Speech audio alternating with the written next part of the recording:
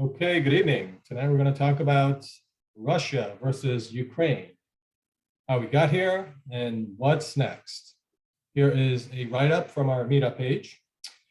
What began as a territorial conflict in early 2014 in wake of Russia's annexation of Crimea, and then the war in the Donbas region with escalating tensions for the Russian military buildups along Ukraine's borders, ultimately led to a large-scale invasion of Ukraine.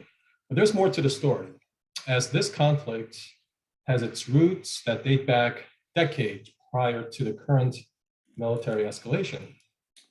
For this meeting, let's discuss how we got here, the current state of the warfare that's unfolding right this minute as we speak, and most importantly, where do we go from here?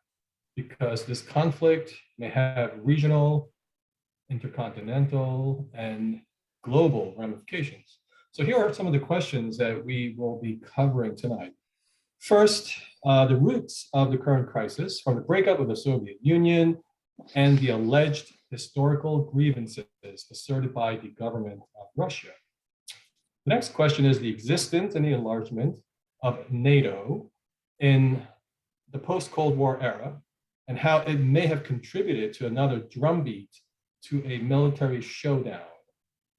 Is NATO still relevant, or should it be abolished? Or perhaps some other reform measures should be undertaken or considered.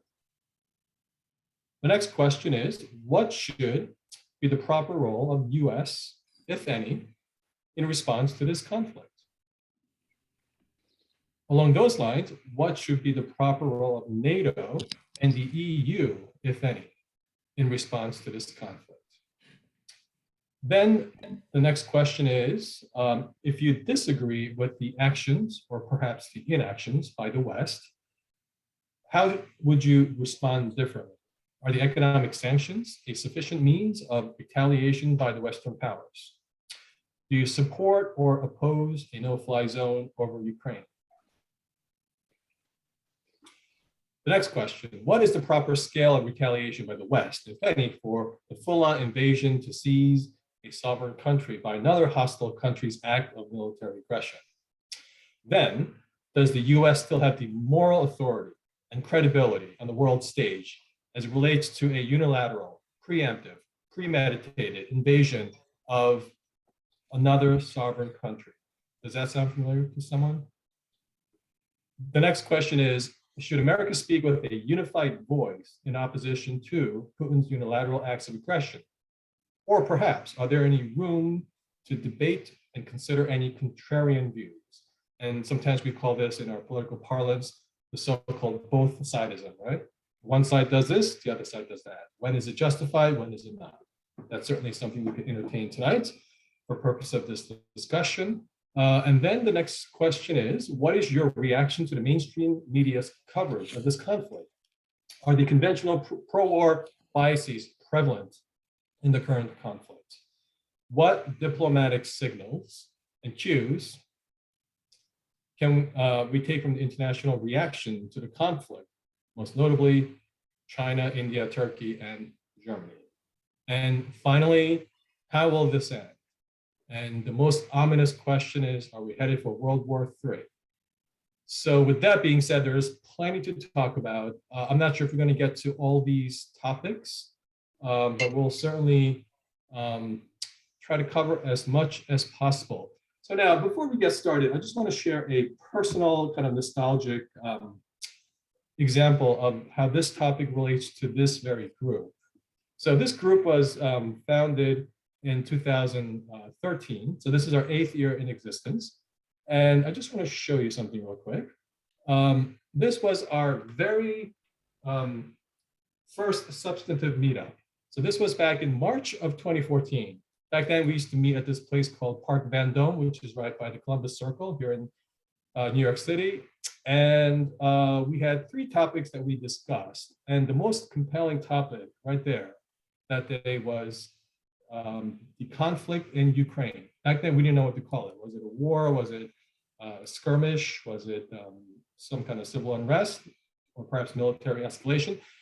we called it the conflict in Ukraine. And it was a very compelling discussion because there are so many different viewpoints, and we also brought up the historical aspect of it, the Cold War aspect of it, of course, and the geopolitical ramifications of it. If you were to tell us 8 years ago that Putin would be engaging in this unilateral preemptive strike, I think all of us would have said, yeah, I think it's within the realm of possibility. But I think just given the manner in which this conflict unfolded, I think we'd be a bit appalled by how this whole thing started under the pretext of trying to stabilize the region and annex it unilaterally. So that's my personal example of how this story relates to what we're talking about tonight. And again, it kind of shows you that the drumbeat to where we are tonight, really the tensions date back as far as when this group first started, which was in spring of 2014. But obviously, if you go through the chronology, it even goes back further than 2014. So with that being said, I'm going to turn it over to my colleague, Ali, and he is going to give us a brief overview of how we got here and where we are. Thomas, if you don't mind, can we add another question? Like, who is benefiting from all of this and who is the big loser? Because I think that's very important. I mean, you have a lot of questions, but one more. Of course, that's a great question. And I think that question could certainly be embedded to other points that we have brought up, whether if it's through the sanctions or through maybe, certain coalitions that might become more solidified. So that's a very good question. Thank you for bringing that up. I'm sure we'll get to a lot of those points, but without any further ado, let me turn it over to my colleague, Ali. So I'll be brief as much as possible regarding three aspects of where we got here. One is Ukraine and Russia's relations in the past 30 years. The second aspect is NATO expansion. From the time of the breakup of the Soviet Union.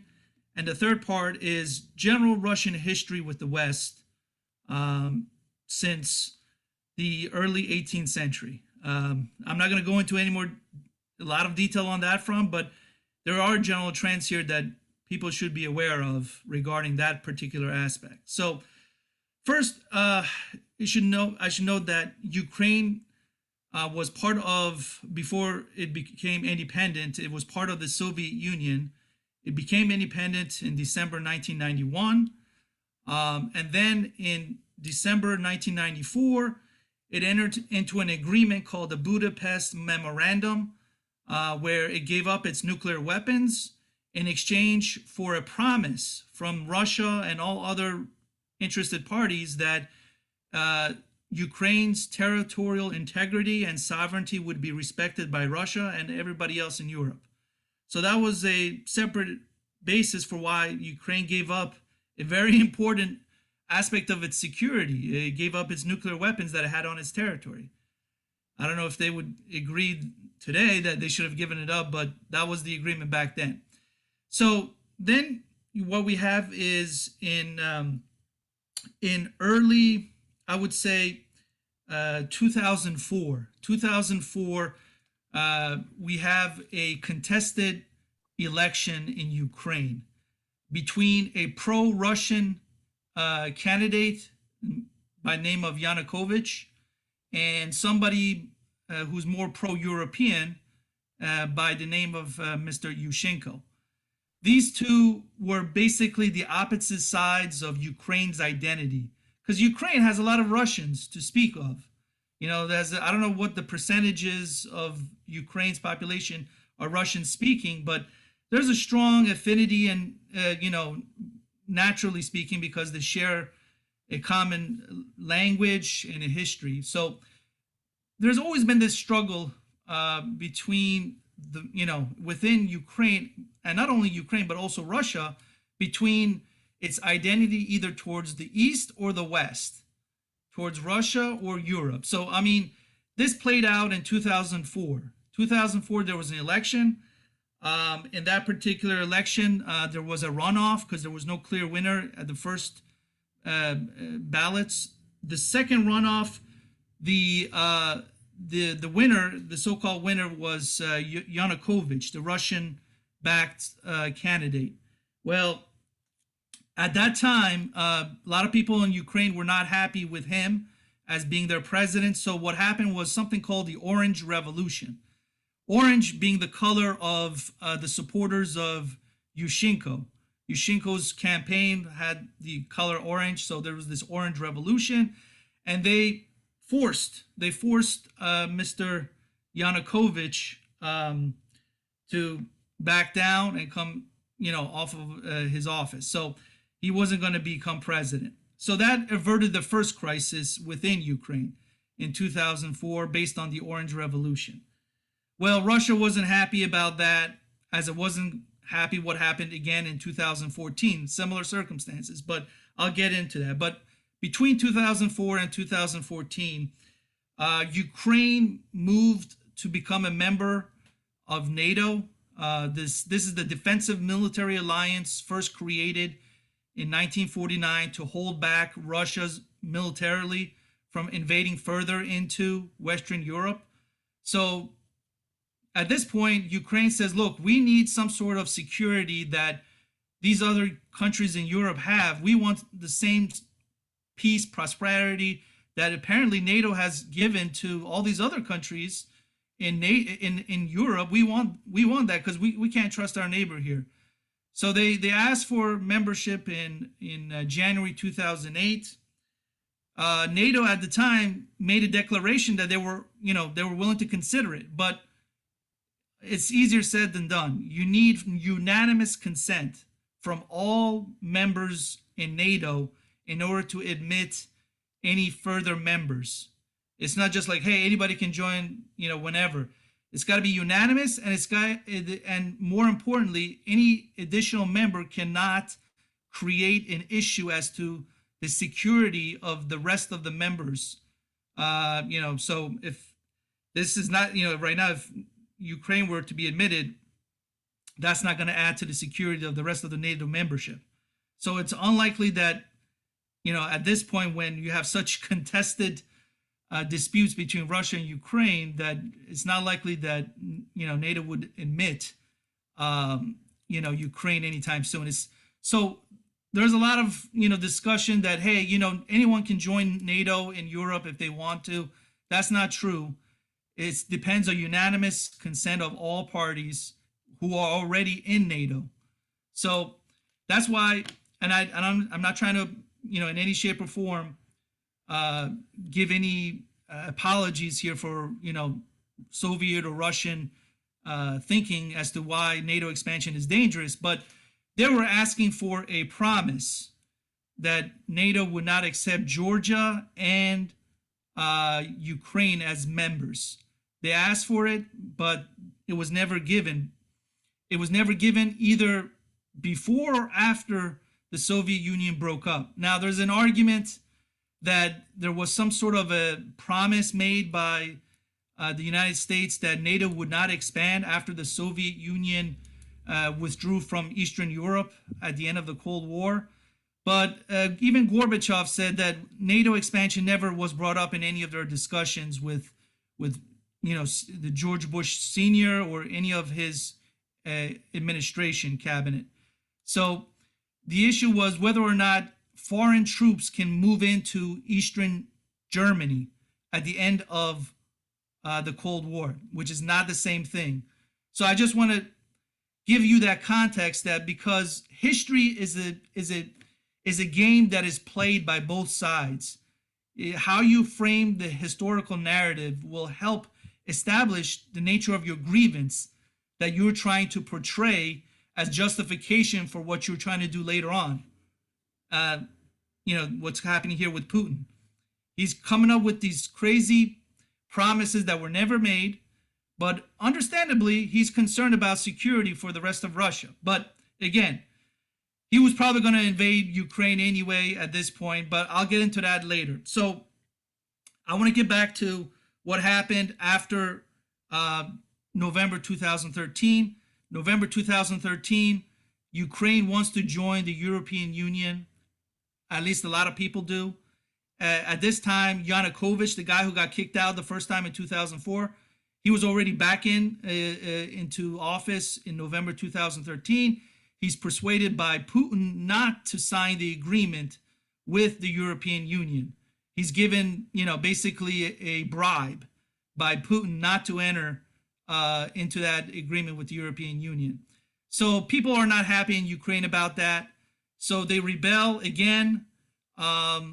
What is called the Maidan Revolution, because it started in the Maidan, which is the free big public square in Kiev.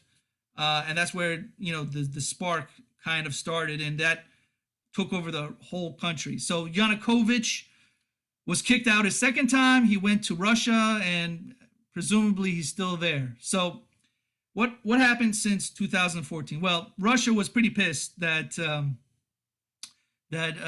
somebody that they backed is out of office, and they have no influence now over Ukraine, which Putin, if you ever read his article from last year, he thinks that Ukraine and Russia are one country, that there's no real difference between them. Ukrainians would beg to differ, but nonetheless, his guy was out and he had lost influence. So what happens from 2014 till today is basically a game of chicken or cat and mouse game between Russia and Ukraine that led up to this current crisis. In February 2014, Yanukovych flees, and so Putin invades Crimea, takes over Crimea. That's a chunk of Ukraine, in the southern part of Ukraine. He uses that as, he says that there's a lot of Russians there. I need to protect my fellow countrymen. Again, that's debatable whether there really are, countrymen or, just people who speak Russian.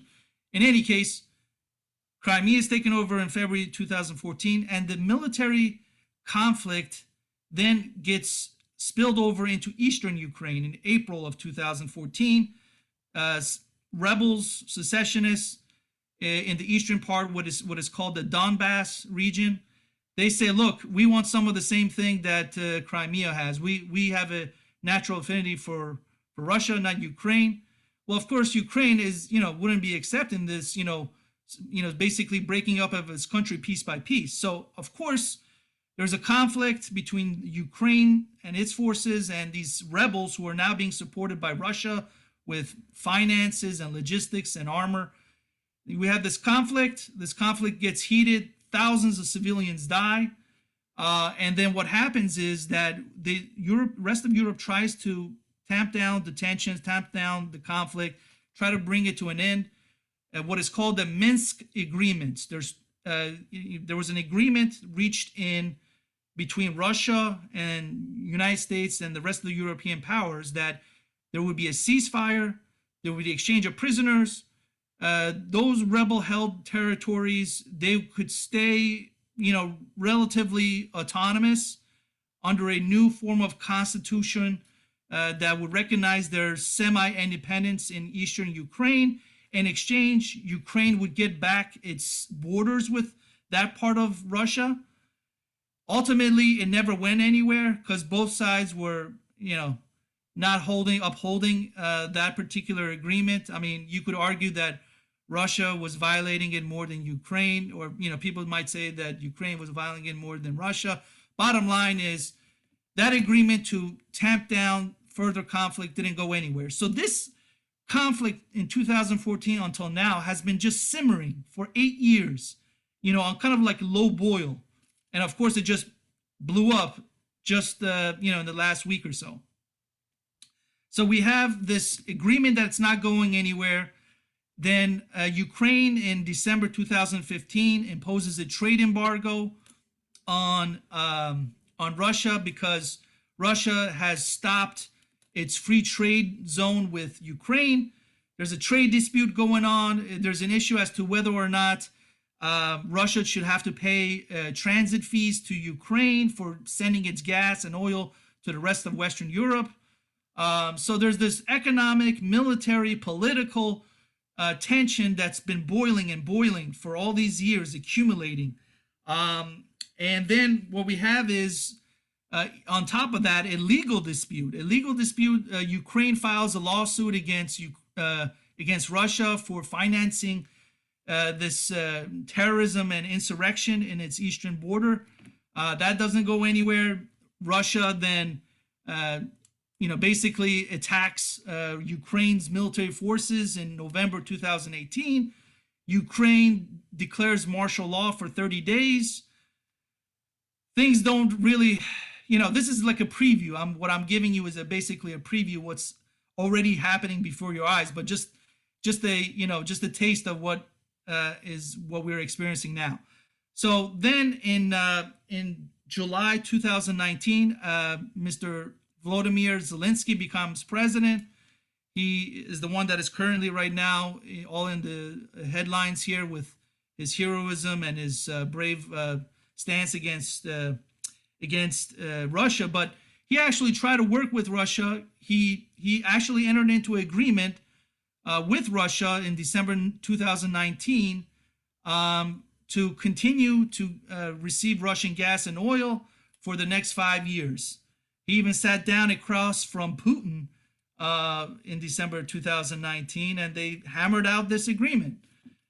Well, I don't know what happened between December 2019 and today, but something during that time frame really was critical for Putin doing this almost 180 in terms of his strategic calculus here. I mean, he always had an interest to become one with Ukraine, I guess, but he never was so aggressive as he is now. I mean, he always tried to keep it right under the radar don't cross any red lines, but obviously he's crossed them.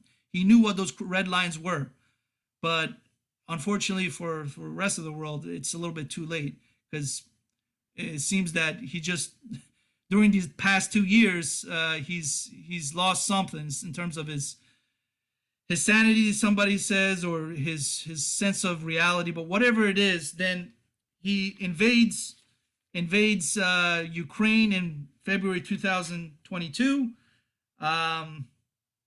He says the Minsk agreements are over.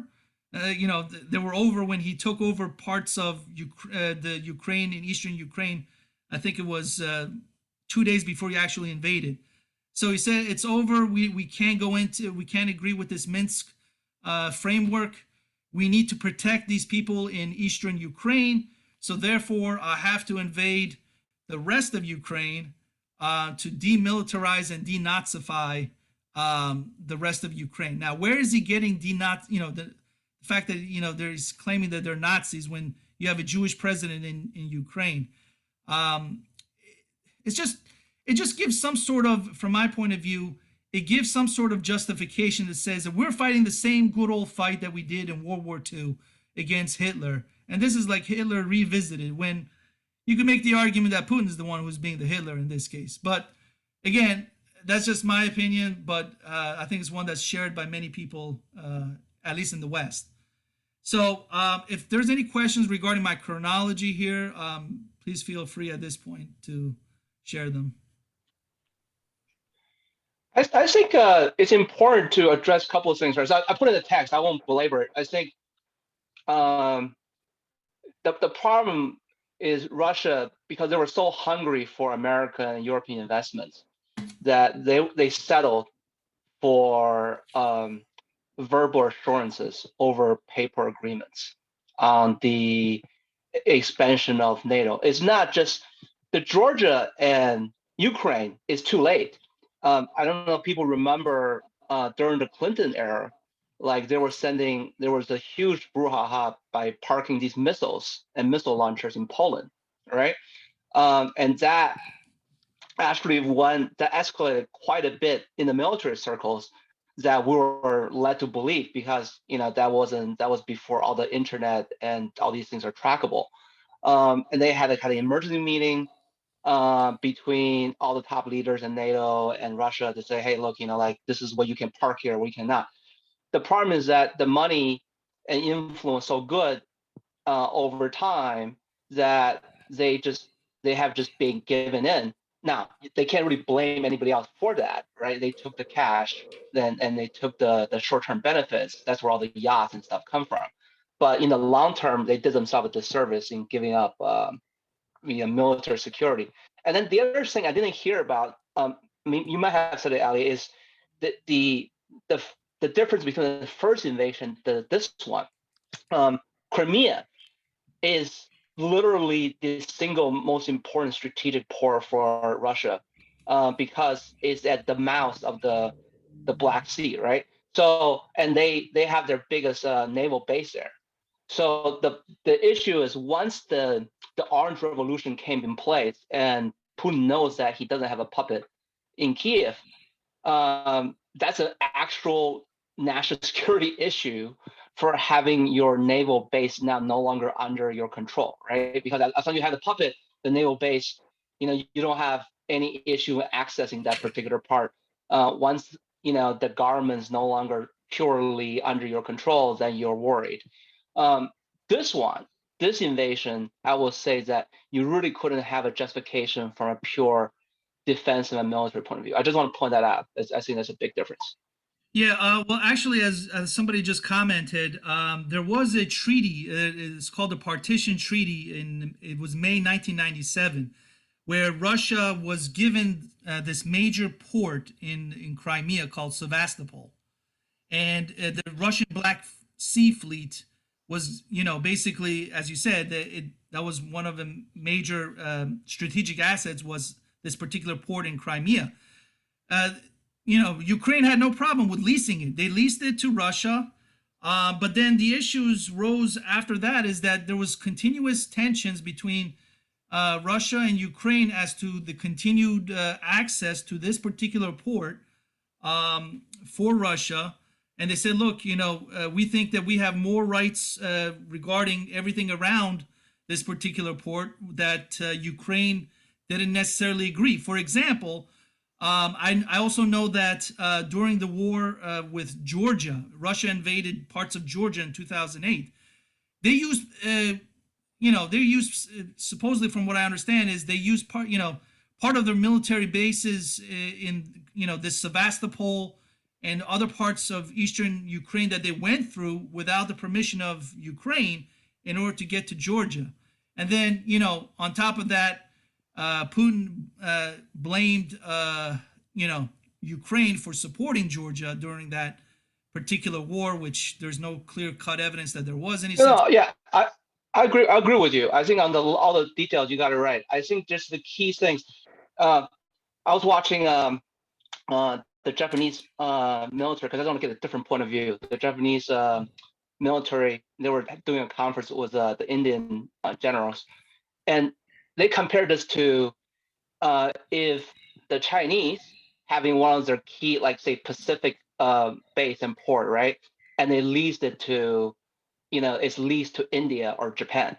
It just can't happen. It kind of the actual detail and logistics, it doesn't really matter. It's just that when it's that important to you and that's your only way out into the ocean, you can't possibly to have any doubts, right?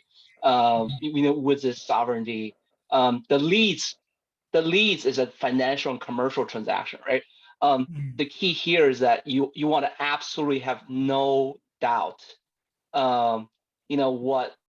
what can happen with this particular thing, especially if you think that particular government is potentially not super friendly to you, right? So I think that's the difference. I want to put the rest of the country of Ukraine with Crimea, because I think Crimea as a strategic port is super important. And I think any country that has that particular strategic interest in something, it's probably hard for them to give that up. So it's kind of similar to, like if somebody else owns Hawaii, would the U.S. give up Hawaii or have it leased to someone versus we take control? Because actually that's what happened.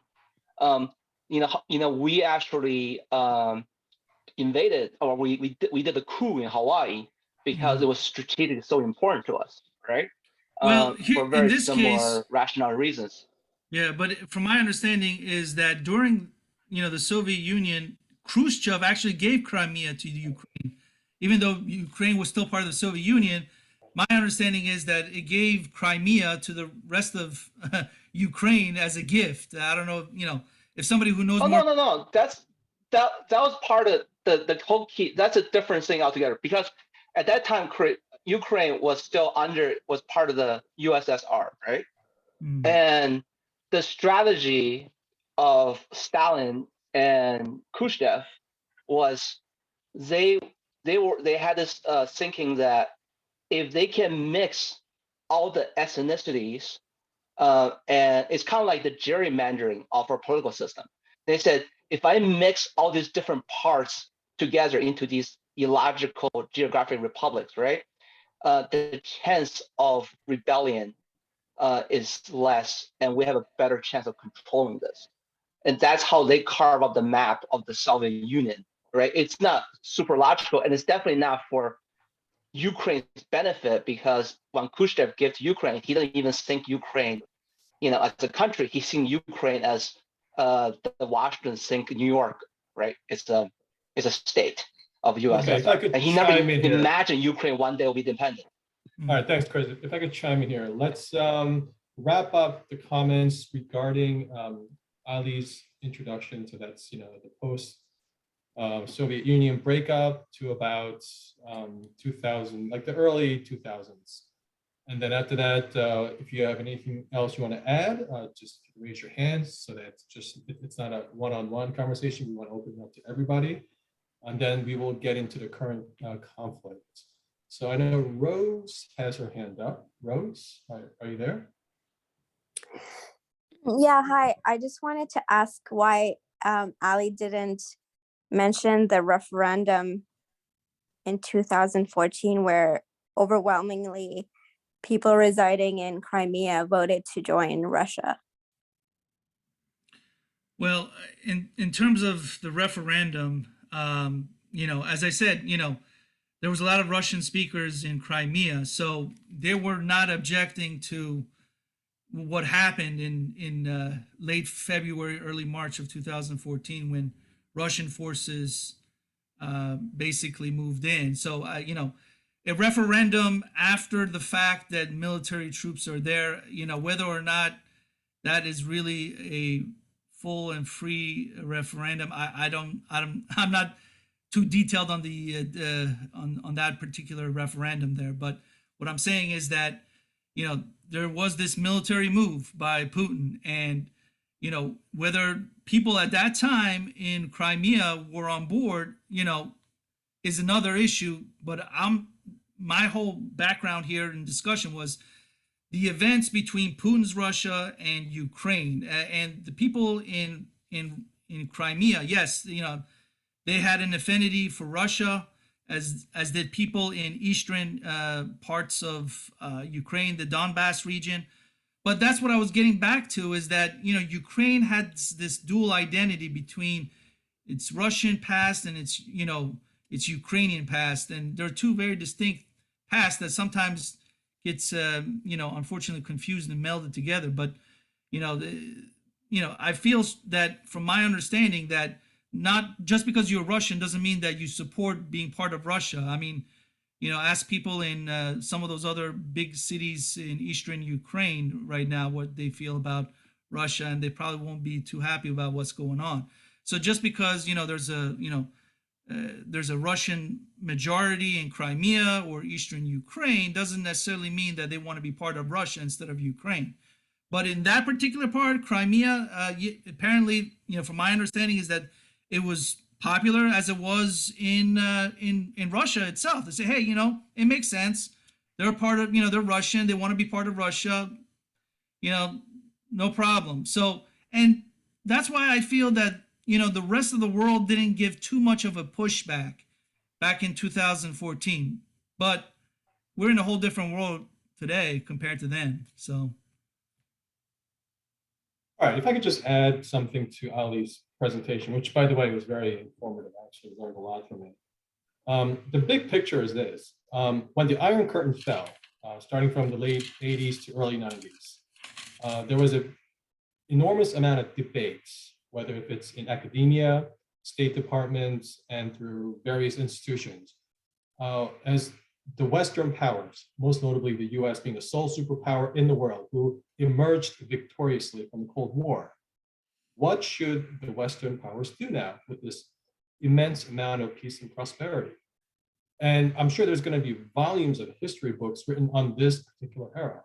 And one criticism is going to be, well, they squandered this moment where they could have really engaged with these former states that were part of the Iron Curtain, engage them so that they don't have to resort to their authoritarian tendencies. It's almost like if you look at the Cold War as, good guys versus bad guys. I know that sounds very overly simplistic, but morally, the West always thought that we were the good guys because, there were certain principles that the West stood for. And those behind the Iron Curtain were the bad guys because it was authoritarian and it was just immoral in terms of their economic system. So if we think of them in terms of good guys and bad guys, well, what happens when someone is released from prison? You want to make sure they go through rehabilitation, they get reformed, and you want them integrated back into society, right? That's usually what they do with these corrections programs. So if you look at the Cold War in that sense, perhaps the Western powers should have looked at these other former communist states saying, we need to make sure they go through certain restoration, reforms, rehabilitation, so that they are reintegrated into this world society peacefully. So the horrors of the 20th century are not repeated again. Instead, and this will be debated, this will be a perennial debate. What did the US do? We expanded our military. Our military bases even grew larger. We decided to even put more military bases in right in the backyard of the European continent, the Horn of Africa, parts of the Middle East. Likewise, as Ali had mentioned, NATO expanded. So again, was that a strategically right move? I don't know the answer. I'm not here to say one was right or one was wrong, but that period in the 90s, which apparently that's during the Clinton administration, did they squander tremendous amount of goodwill that the Western powers had? Now, unfortunately, things didn't work out very well for Russia in a sense that they had very ineffective leader, Boris Yeltsin, who was very corrupt and just very ineffective. I mean, you could just YouTube, his video footages, and it's obvious that he's not cut up for the job. But, because you had ineffective leadership coupled with corruption, plus you add to what the US should have done or ought to have done, this military expansionism that took place in the 90s into the 2000s, in the war on terror, I'm just not sure that if the US did the right thing, the Western powers for that matter. And there's going to be history books written on this very subject. Thomas, so regarding the intentions of the Western powers, I agree that there was a particular moment right after the Cold War that the opportunity to try to bring Russia into the fold, and there was even actually in the State Department, in the U.S. State Department, some people in the policy planning board that were thinking of joining Russia into NATO. That was even, believe it or not, even in the back of the mind of some of the people in the State Department. But ultimately, it didn't pan out, and the reason is because, well, I think there's several reasons. One is because the Russia itself, the internal dynamics, as you were mentioning, alluding to, that after the breakup of the Soviet Union, there was a lot of corruption in the former Soviet Union, which was now Russia. In fact, Russia right now, currently, before this current tragedy, was the most corrupt developed country. And that's because of all these, privatizations that were basically taking, public money, state assets, treasuries, and just looting it for their own personal benefit. That's why you have so many Russian oligarchs right now who've taken their money, billions, to, safely stash it in Western European countries and the United States. So, what happened after the end of the Cold War, didn't go as planned for Russia. Russia, unfortunately, though, thought that, hey, this is all intentional, that this is a pre-planned attack by United States, Western governments, the big banks to just loot our country and take it over and just become a, some sort of a puppet state for the rest of the West. And it wasn't intentional. Unfortunately, though, it doesn't mean that it didn't happen in a way that was unfair. It was unfair how things did shake out, but there's a difference between something being unfair and unintentional and something being unfair but but being intentional. So intention, I think, is really important here, and I don't think there's intention on the part of the U.S. and Europe to try to do this. In fact, I think their intentions were pretty good because look, NATO is what led to the creation of the European Union. The peace and stability that NATO provided, basically tamped down on the nationalism between Britain, France, Germany, so that there won't be any more wars between them and Western Europe, so they could start trading a lot with each other. That was successful. By time of 1989, those countries were doing pretty well. So they said, this is a secret sauce here. Why don't we just expand it to the east? Unfortunately, when you expand to the east, where does Russia's influence end and where does NATO's and Western Europe's influence begin? That's the problem. Yeah. So I think I a don't couple of things understand. here. Yeah, I don't understand your description of NATO. What do you mean that NATO what is the purpose of NATO? NATO is not, the EU is one thing, but NATO is a totally different thing.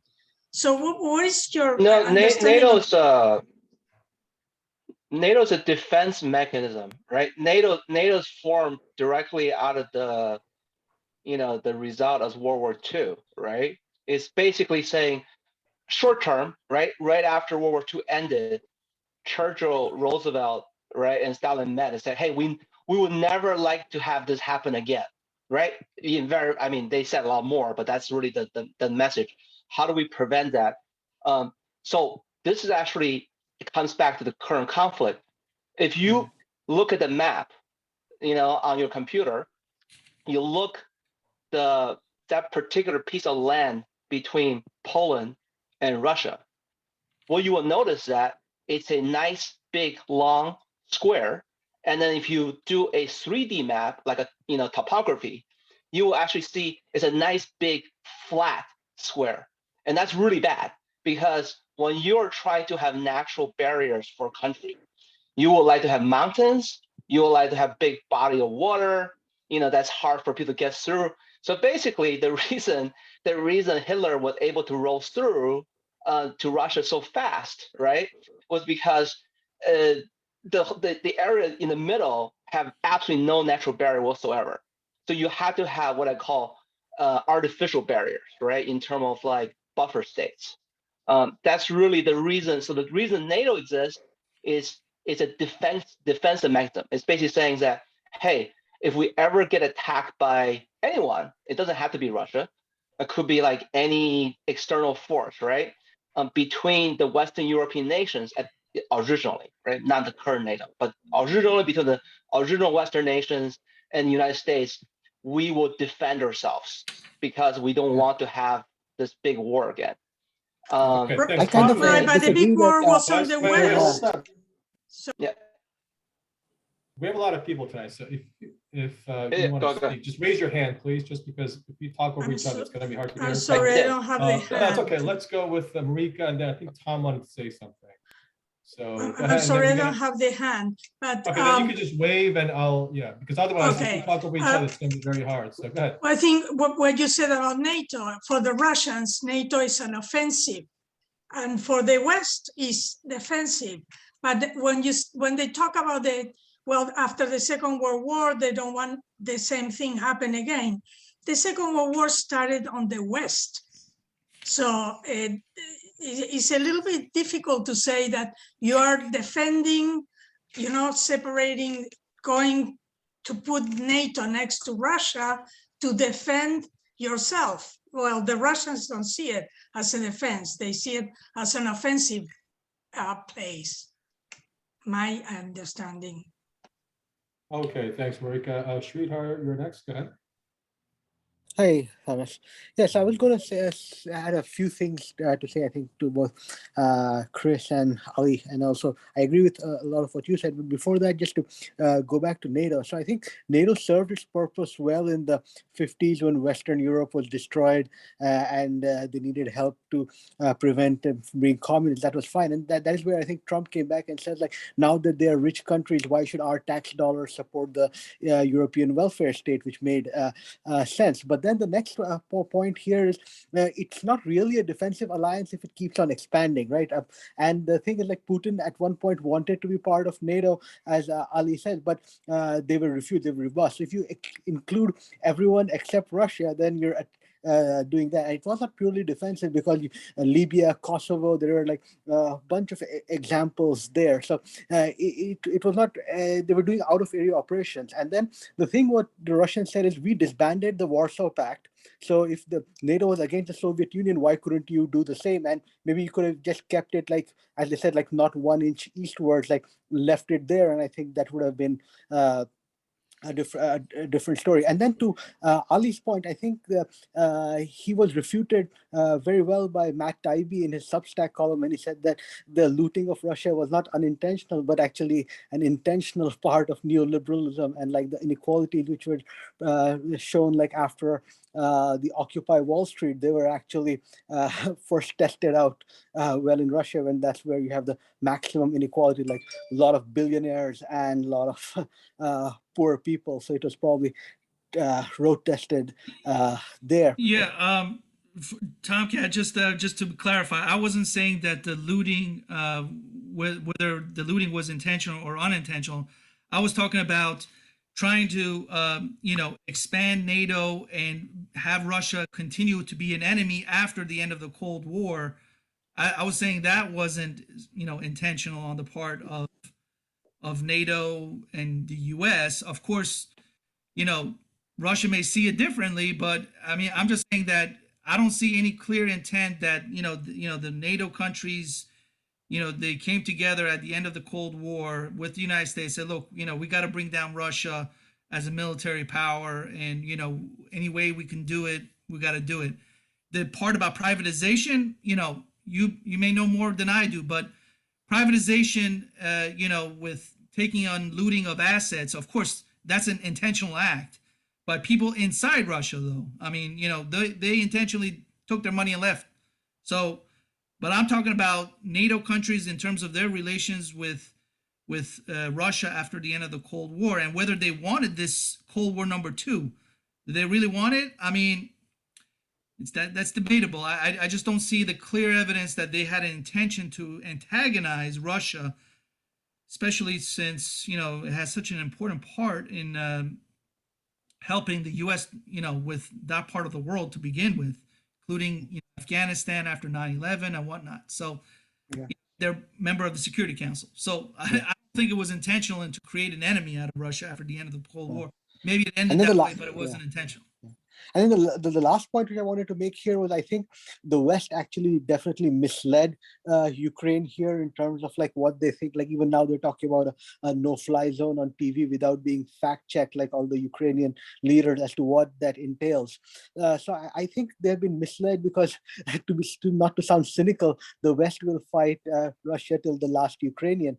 But the thing here is what's happening is they were given, like, they could have de-escalated because but this war is for the principle of NATO expansion, right? Like if they had done what Finland did, what Austria did, like accept to be like a neutral country without an army, I'm sure they would have been very rich. Like Finland is very rich, Austria is very rich, and the EU would have pumped in a lot of money to make sure that they remain neutral, and so they would have been really rich. But for the principle that they want to join NATO, and for NATO to support the principle of expansion, Ukrainians are going to suffer very badly for that. And for that, I blame the West and like the leaders of Ukraine for not being practical and realizing what's possible. And you could have been a rich country like Finland or Austria, and now you're going to be rubble. So highly Tomcat, unfortunate. Yeah. all right. So Yeah. Tomcat, you're saying that if the promise was made to Putin that Ukraine would not be part of NATO, that this war wouldn't have happened? Is that? That's what he said.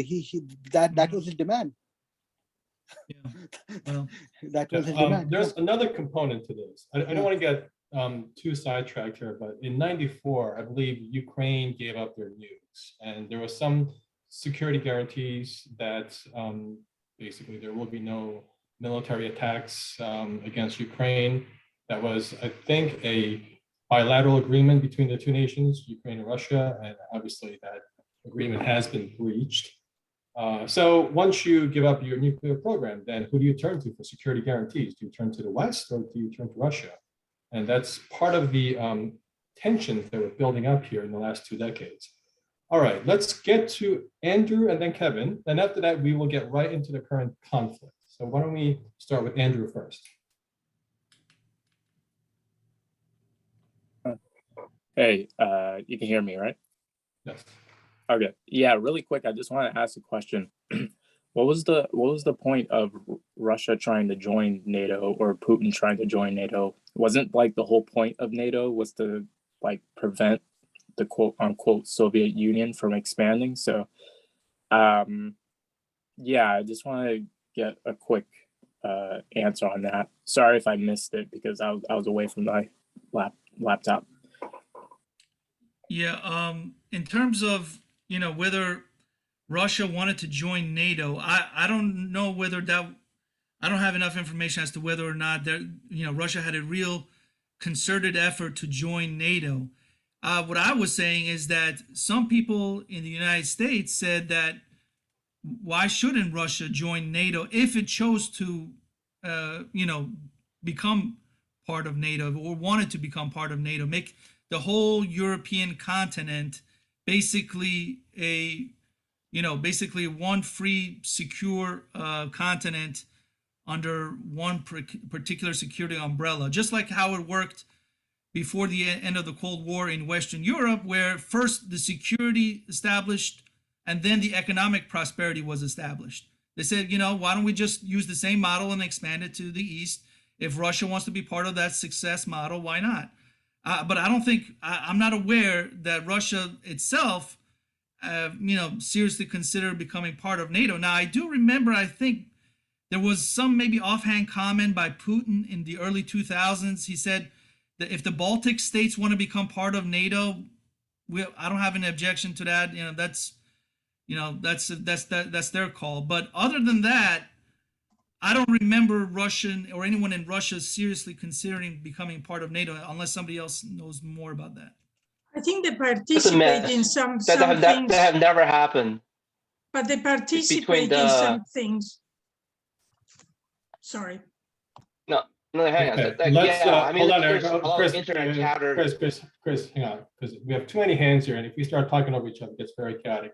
Marika, I did see your hand being waved, so I'll let Marika go next, and then after that, Kevin and Elliot.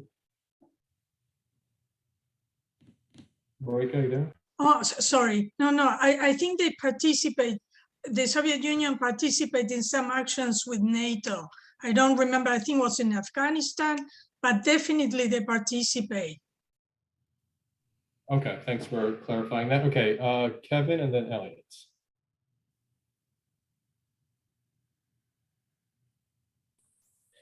You always call on me when I have the window down down below, or so I thought Andrew was before.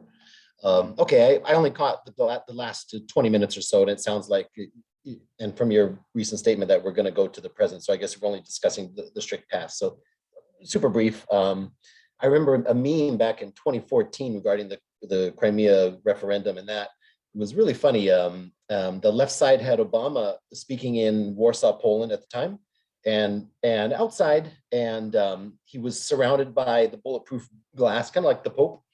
And then on the other side was Putin in Crimea, and the two captions at the bottom was, "Here's the U.S. president in and how he's received in free Poland, and here is Putin in occupied Ukraine." But the picture of Putin, he was totally surrounded by just average people in Crimea, just sleeves were just totally missing teeth, everything just completely surrounded. There was no security, anything, and that was Putin in occupied Poland. So try to understand Western propaganda. It's way over the top, just as a general rule. Gosh, there were some other things, comments that people made, but I'll save the rest. Stalin when Stalin passed in 53, in 1954, I think Russia officially asked to join NATO, and they were rejected by the US. Why? I'll let everybody else, research that, but there was a formal request in 1954. That's all. Okay, thanks, Kevin. And let's go to Elliot. Hi, thank you. It's a bit frustrating to hear all those who defend Russia. Russia is not a democracy. There is no way it could be accepted into any defensive organization. Any comment about it is really out of place here. And those who come up questioning, how come we don't talk about the referendum in Crimea? How can you even bring it up? It was under occupation at the time. If Russia really wanted Crimea, they could have bought it. They could have offered billions of dollars to Ukraine. It would have been much cheaper than going to war over it and having sanctions. They had a way of doing it, but you cannot covet your neighbor's territory under international law. And regarding what you asked in the beginning about the Republicans talking in defense of Russia, let them talk as much as they want. It will really help the liberals and the Democrats in the next election. Let's record all their comments, including this team, and let them be ashamed of what they spoke about. Thank you. Can I just add one thing to what Elliot said? So I think this is an important part of what he said, is that, Russia can never join or never seriously be considered for NATO membership. And I think what he's referring to is the fact that throughout Russia's history, at least, whether, you disagree with how it turned out, Russia, as a famous scholar said, Russia's ambitions have always exceeded its capabilities. He said that Russia has always had its place as a unique country, that it stood above the rest, that it, based on its history of expansion, it was such a great empire, and, it took over, millions of square miles in Asia and Europe.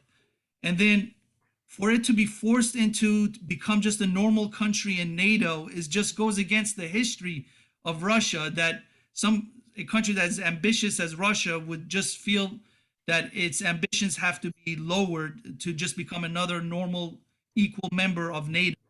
So I think I understand what Elliot is saying in that regard.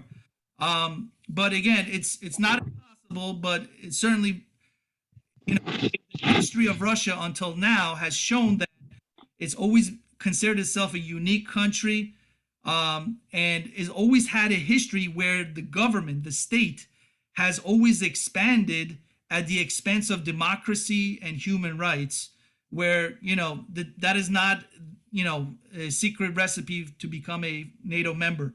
So I think those points are legitimate for discussion, that unless and until Russia's ambitions change, its internal dynamics, its institutions, its understanding of government among its people, in other words, to give up its past, to come to terms with its past, its history. Until that changes, it really can't become a real effective NATO member. So I think Elliot has a point there, at least so far. Okay, let's go to Marty. Thank you. Yeah, I want to discuss a couple of points with regard to Ukraine giving up the nukes. It didn't have operative control of the nukes anyway. All the codes were being held by Russia, and maybe Ukraine could have broken the code. And Zelensky did say that he regrets, giving them up. I've already heard him say that, and I agree with him. I think it was an error. With regard to, the Soviet Union or Russia becoming part of NATO, Yeah, I just can't wrap my head around that. If the Soviets, requested to become part of NATO in 1954, and then in 1956, they had their tanks rolling through Hungary. This is not a country that represents NATO ideals, which was already expressed. Plus, they had built the Berlin Wall. Yeah, obviously, they have a different philosophy than Western Europe. And so that's why they're not part of NATO. In terms of, on the chat screen, someone mentioned about NATO being militaristic or offensive because they went into Afghanistan. I don't think that's comparing apples to apples. That's where Al Qaeda was, and so that's where we had to go to get them. And in terms of NATO being on board, except for maybe England, most of the other countries just sent token forces that were in the background. If one of their 1,500 men stubbed his toe because he was really drunk the night before, they pulled all 1,500 out. Oh, they're getting hurt here. Yeah, and they ran home with their tail between their legs. So it wasn't really a NATO action. In terms of NATO expansion, sure. I see no problem with that. If other countries, earn the right to become part of NATO because they're adopting Western philosophy and they're willing to pay their way, that's real important to me. I'm all for it. But I do agree with Russia that Russia says, hey, don't put offensive missiles right on our border. That's fair. That's a fair request. We requested the same thing from the Soviet Union and Cuba. Don't put missiles right in our backyard. So, just defensive weapons, would be fair. I think that's a fair request of Russia. Okay, thank you. That's all I got. Okay, so let's go ahead, Ali. Yeah, especially since Russia's history has shown that several armies have invaded from the West. Napoleon during 1800s, and Germany under under the Nazis. So I can understand that point as well from Russia. But again, it's a lot of factors. Okay, so let's get into the current conflict. There were some reasons or pretexts for Russia's military aggression. I guess I'll go through some of them, and if there's any others, feel free to chime in. One being that there were some historical grievances. I think what that basically means is that during the Soviet Union, Moscow had basically built up much of Ukraine, a lot of infrastructure, and just the overall development was funded by the Soviet Union, and Ukraine was indebted to Moscow for all the investment that they put in during that period. So is that a justification to then attack a country, a sovereign country? Any reaction to that purported reason? No? Well, I think, again, history can be used by anyone to justify their purposes and their grievances. So, they say that, the Soviet Union created the modern state of Ukraine. You could also argue that the Soviet Union was instrumental in a lot of ways of destroying, the modern history of Ukraine, because in both the 1920s and the 1930s, under Lenin and Stalin, there was a mass, famine that was going through Ukraine that was intentionally done by Stalin. It started under his rule, where all the grain output that was, coming from Ukraine was being shipped back to Russia. The people in Ukraine were starving on purpose so that they wouldn't, consider becoming independent or anything like that, because at the end of the First World War, that's what they initially had, was some sort of independence. It was brief. It was only for like 2 years, right at the end of the First World War. But then Lenin came in and took over Ukraine, and it stayed under Russian authority under Russian rule, but it wasn't a happy one. So in order to ensure that Ukraine wouldn't think about rebelling, Stalin basically starved the population for many years. And, so I don't think that argument by Putin about that we created Ukraine, especially since Ukraine was, historically speaking, a separate country, had its own history going back hundreds of years before even Moscow became, Russia became what it is as a country. So, it's an argument that could easily go the other way. I don't think you can make that argument.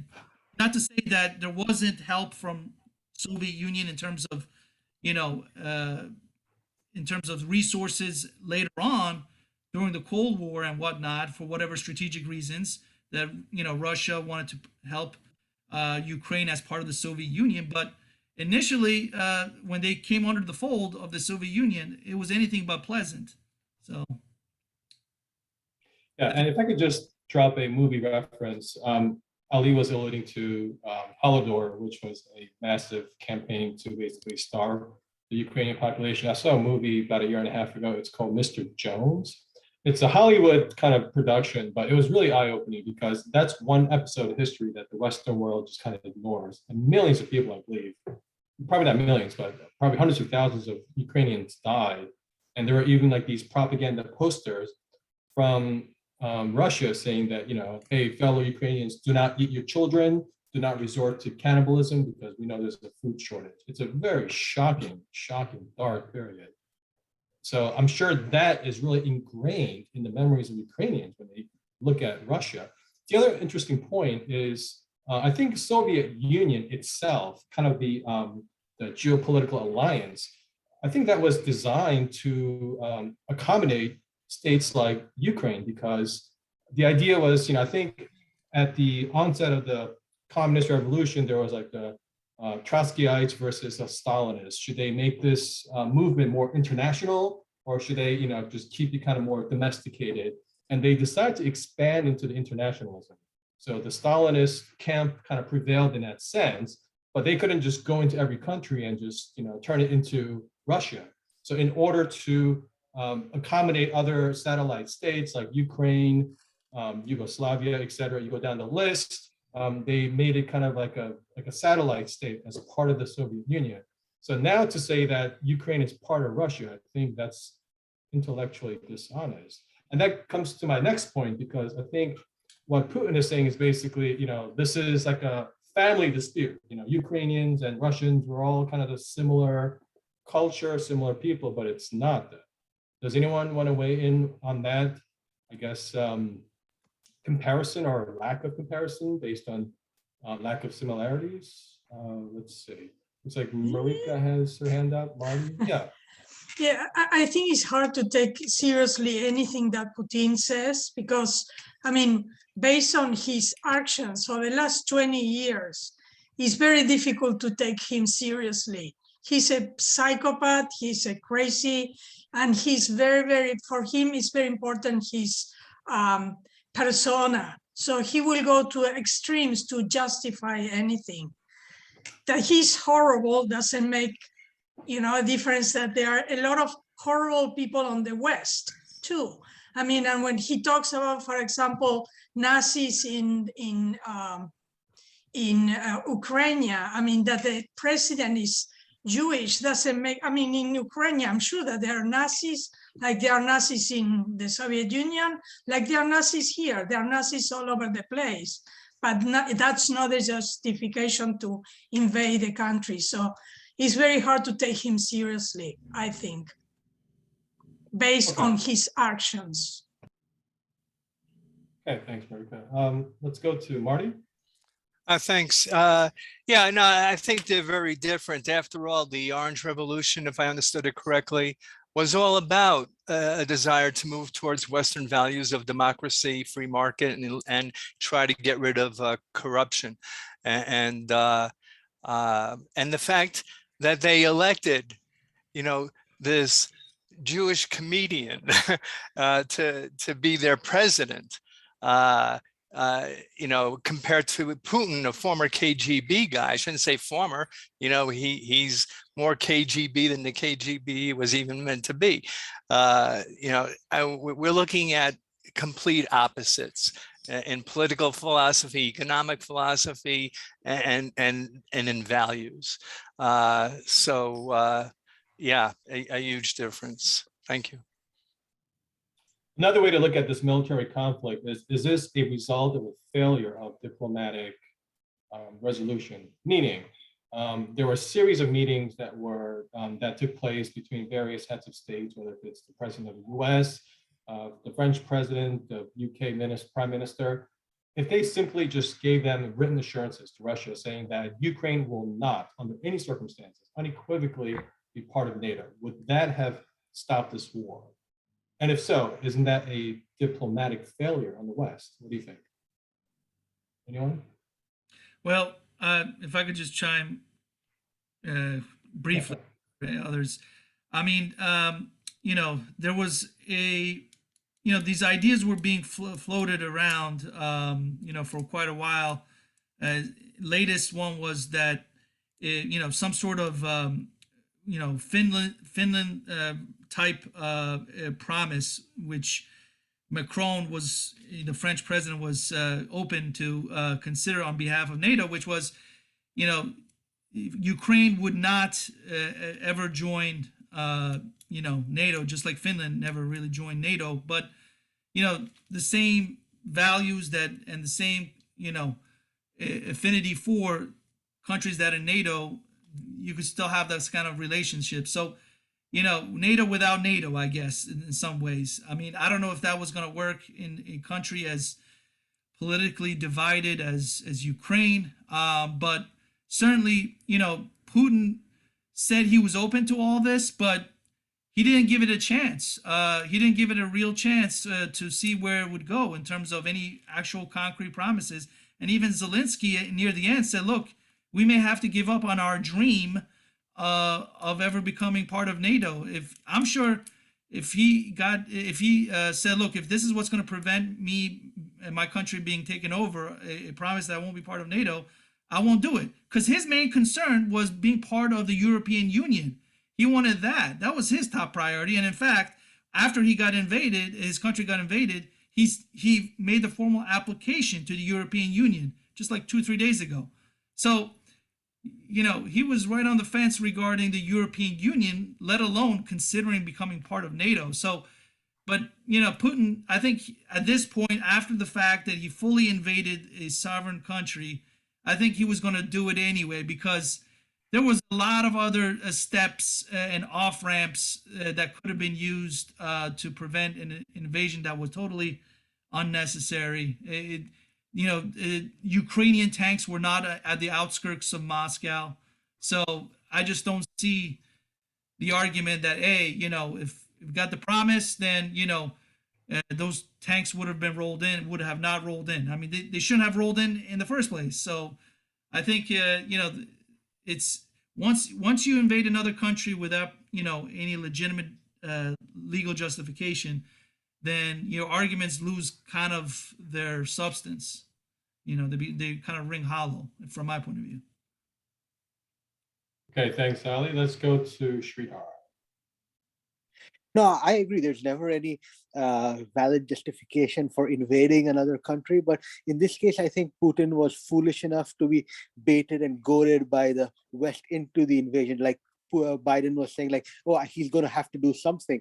And part of the West baiting and goading him was because they didn't want to make any meaningful concessions, because they all were scared of being called the next Neville Chamberlain and Munich. So that has whereas that's like what Chamberlain did in Munich is like completely different topic, but everyone is scared of being the next Chamberlain, and he was basically baited and goaded into this, though there's no justification, and he was stupid enough to fall into the trap. So that's basically it. Like, there was never any meaningful concession being offered, because that's what no Western leader wanted to do. Okay, thanks, Sridhar. Although this was not like a, you know, slipping on a banana peel and you just fall into a war. I mean, this was building up for years and years. And this brings me to my next point, which is, again, we know like there's certain justification for self-defense. We know there's a limited justification for so-called humanitarian crisis. I mean, we saw that in Libya. But outside of those two exceptions, is there any instance when any state can invade, engage in a preemptive unilateral military strike against a sovereign country? Can you think of any justification where that would be allowed? That's really the moral question that we're asking tonight. According to Putin, there is, because the reasons that we just talked about. We know they're pretty pretextual, but are there any reasons? And before I get to that point, because I know I'm kind of setting up a question, I do want to play a short, it's a 2-minute video clip. It's from a recent UN resolution, basically condemning what Russia did. And it's kind of a random video because it comes from a representative to the UN from the nation of Kenya, out of all places. His name is Martin Kimani. He gives a 2-minute basically condemnation to what Russia did. And just take a look at this video and why don't we comment on it? And then we'll get to the other hands after this. So here is the video, just bear with me. Mr. President, this situation echoes our history. Kenya and almost every African country was birthed by the ending of empire. Our borders were not of our own drawing. They were drawn in the distant colonial metropoles of London, Paris, and Lisbon, with no regard for the ancient nations that they cleaved apart. Today, across the border of every single African country live our countrymen with whom we share deep historical, cultural, and linguistic bonds. At independence, had we chosen to pursue states on the basis of ethnic, racial, or religious homogeneity, we would still be waging bloody wars these many decades later. Instead, we agreed that we would settle for the borders that we inherited, but we would still pursue continental political, economic, and legal integration.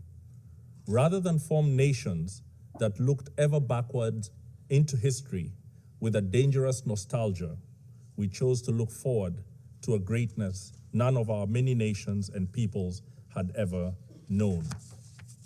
We chose to follow the rules of the Organization of African Unity and the United Nations Charter, not because our borders satisfied us, but because we wanted something greater, forged in peace. We rejected irredentism and expansionism on any basis, including racial, ethnic, religious, or cultural factors.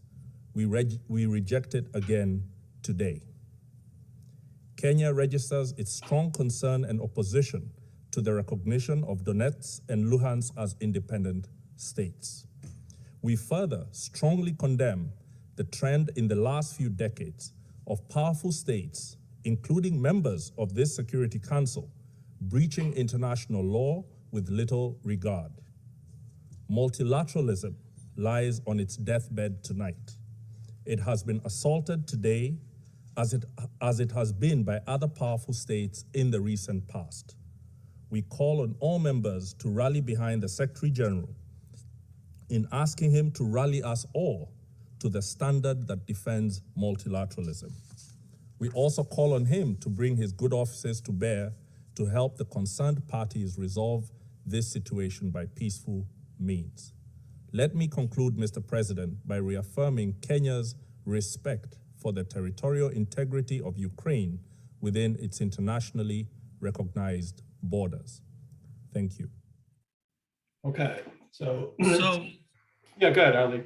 I think the ambassador brings up an important point that I wanted to just briefly touch upon, and that is that the problem, the miscalculation of Putin in the 21st century is that he thinks the same way in the 19th and the 20th centuries as some sort of a new czar, where if you just take more territory, that therefore you're going to, be more powerful and your country is going to be more powerful and you're going to throw your weight around the world. But unfortunately, we're living in a new world where, you know, if you just have more weapons and you have more influence over your neighbors, that doesn't necessarily translate that to a great power. At least it's not sustainable as a great power. In today's world, I think as this ambassador was saying, is that you need human capital, you need innovation and, you know, technology, and, you know, those things are more important than, you know, who has how much land, how many tanks do you have, how many ships do you have. So I think that's an important part of the discussion, is that Putin, unfortunately, still thinks in the old ways that how great you are as a country depends on how big your guns are. And it's not sustainable or realistic in today's world. And until Russia changes, and, you know, it's not just Putin, but people before him who think like this in the 20th and the 21st century, you know, Russia, until it changes that kind of, you know, mentality, it's not going to be able to be fully integrated into European Union or anything else that does anything to do with, the West, as we call it. Thanks, Ali. Another takeaway point for me is that he emphasized this notion of there are settled boundaries. History has settled this boundary. Whether if it's just or unjust, that's the way it's been. If we're going to relitigate these wars from the past, there's always going to be wars. So I think what this ambassador is saying is that, yes, certain borders in Kenya is unjust because it's the product of imperialism. But we're willing to live with it in the interest of the unity of the continent. So I think he's very being magnanimous there.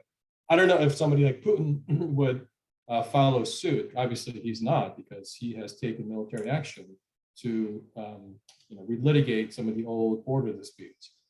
Okay, let's go to, let's see, Andrew, Marty, and then Kevin.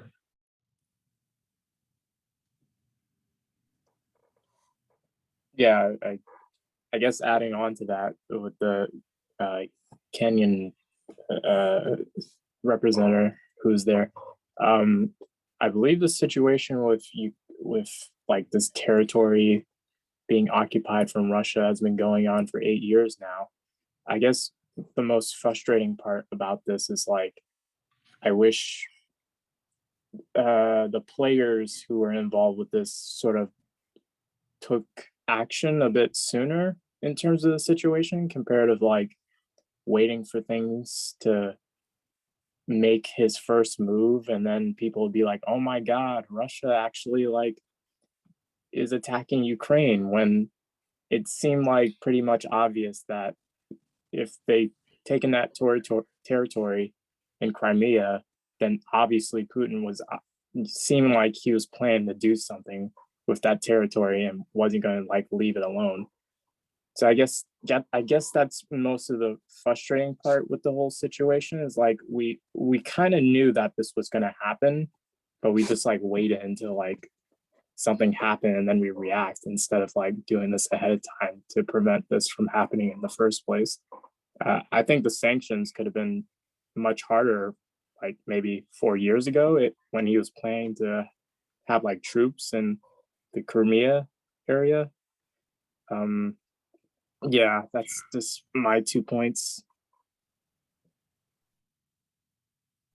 Thanks, Andrew. Okay. And with economic sanctions, I mean, we're in this modern era where if it's such a restrictive economic sanctions, that could, in and of itself, could be looked as a hostile act of war. So would that have, made things cool off, or would that have made things worse in terms of building up tensions? I just don't know. Okay, let's go to Marty and then Kevin. Thanks. So first, I want to respond to the Kenyan ambassador, who was eloquent, but I don't think honest. He was saying, well, with African unity, we decided, not to, go to war. My impression is that there's been constant civil wars in so many African countries that seem to go on forever. But I will add that I was fortunate enough to go to Tanzania about 15 years ago for a wildlife photo safari. And so all the people who guided us were Tanzanians, and they were fluent in English, and I talked to them a little bit about their government and their situation there. And he said Tanzania has never had a civil war because they have too many tribes, and no tribe forms more than 10% of the population. And so nobody could really win the war. But whenever there were any gatherings and groups, the African, the Tanzanian guides and employees, when they met others, their first question was always, "What tribe are you from?"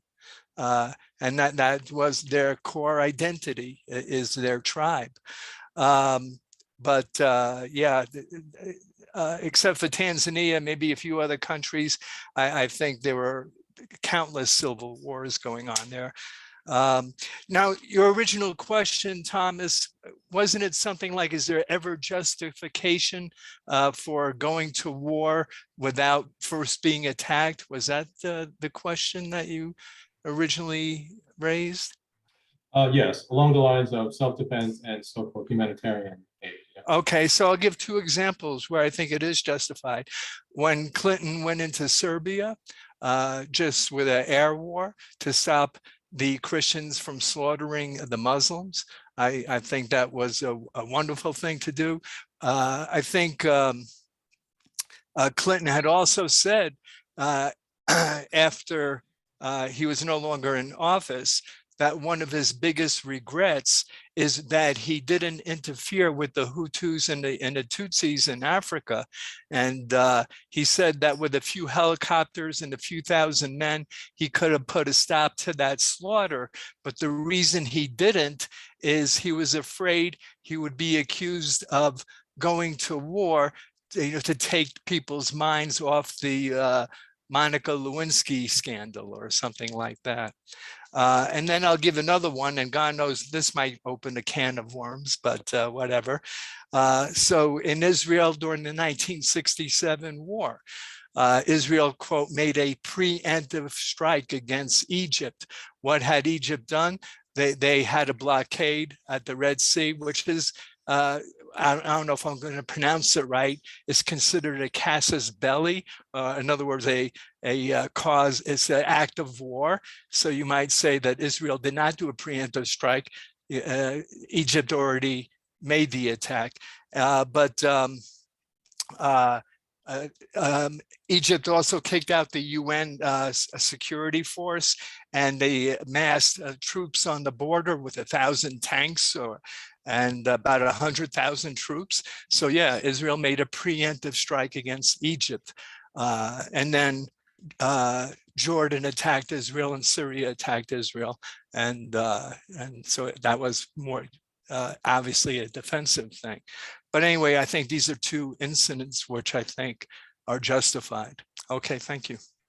Just a minor point of correction, and then we'll get to Kevin. I think Rwanda genocide took place in '94, which was 1 year after Black Hawk Down in Somalia. And any military entanglement in '94 would have been just a political liability, a disaster, because it was also a midterm election year where the Democrats just lost by a landslide. So I think the writings were already on the wall, and for Clinton to then engage in another foreign misadventure would have been just a total disaster. So I think okay, thank you. Sure. Okay. Calculated move. I don't know. I think he regrets it now, but I think it's a little a dial too short and a decade too late. All right, let's go to let's see, Kevin, Arvind, and then Elliot. Okay, just a quick comment. So on your question regarding, is it when is it justified to do preemptive, or what is preemptive, who defines it, so on and so forth. On the night Russia invaded last week, of course, for the 1,000th time, and I don't mean that as a gesture, 1,000th, like 19th or 20th, but 1,000th time, Israel bombed Syria, and that's with absolute total impunity. There's no even reporting on it. It's just carte blanche. So they've been doing that for about 10 years, flying over Lebanon at will, right into Syria, or going through Jordan, and then into one of the American occupied pockets, illegally occupied pockets of Syria, which this is for how many years now? 5, 6, 7 years. depending on your starting point, which kind of brings me around circular to the point where what happens when you get to the whataboutisms? So everybody criticizing Russia and Putin for this. What about what the US, never mind what it's done, what it's doing as we're speaking, it's completely illegally occupying Syria, Iraq, just to start, just to keep it simple, just those two. Iraq just voted out, the government asked the US to leave after the Soleimani assassination, illegal. And the US said no. What would happen if Putin did that in Bolivia?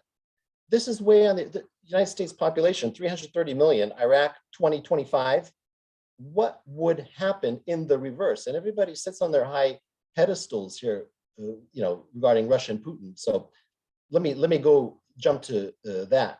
I put myself in his shoes, and this might be slightly getting ahead, Thomas, because I'm guessing you're asking, well, anyways, what was his logic? Just strictly logically thinking, if I were him, he knows if he goes in, if he invades Ukraine, he knows huge sanctions are going to come. He knows what the media is going to be. He knows airspace. I'm assuming he knows, as his advisors know, airspace is going to be closed, etc., etc. He knows the very valuable pipeline in the Baltic Sea will be shut down. That's a very important economic tool for Russia.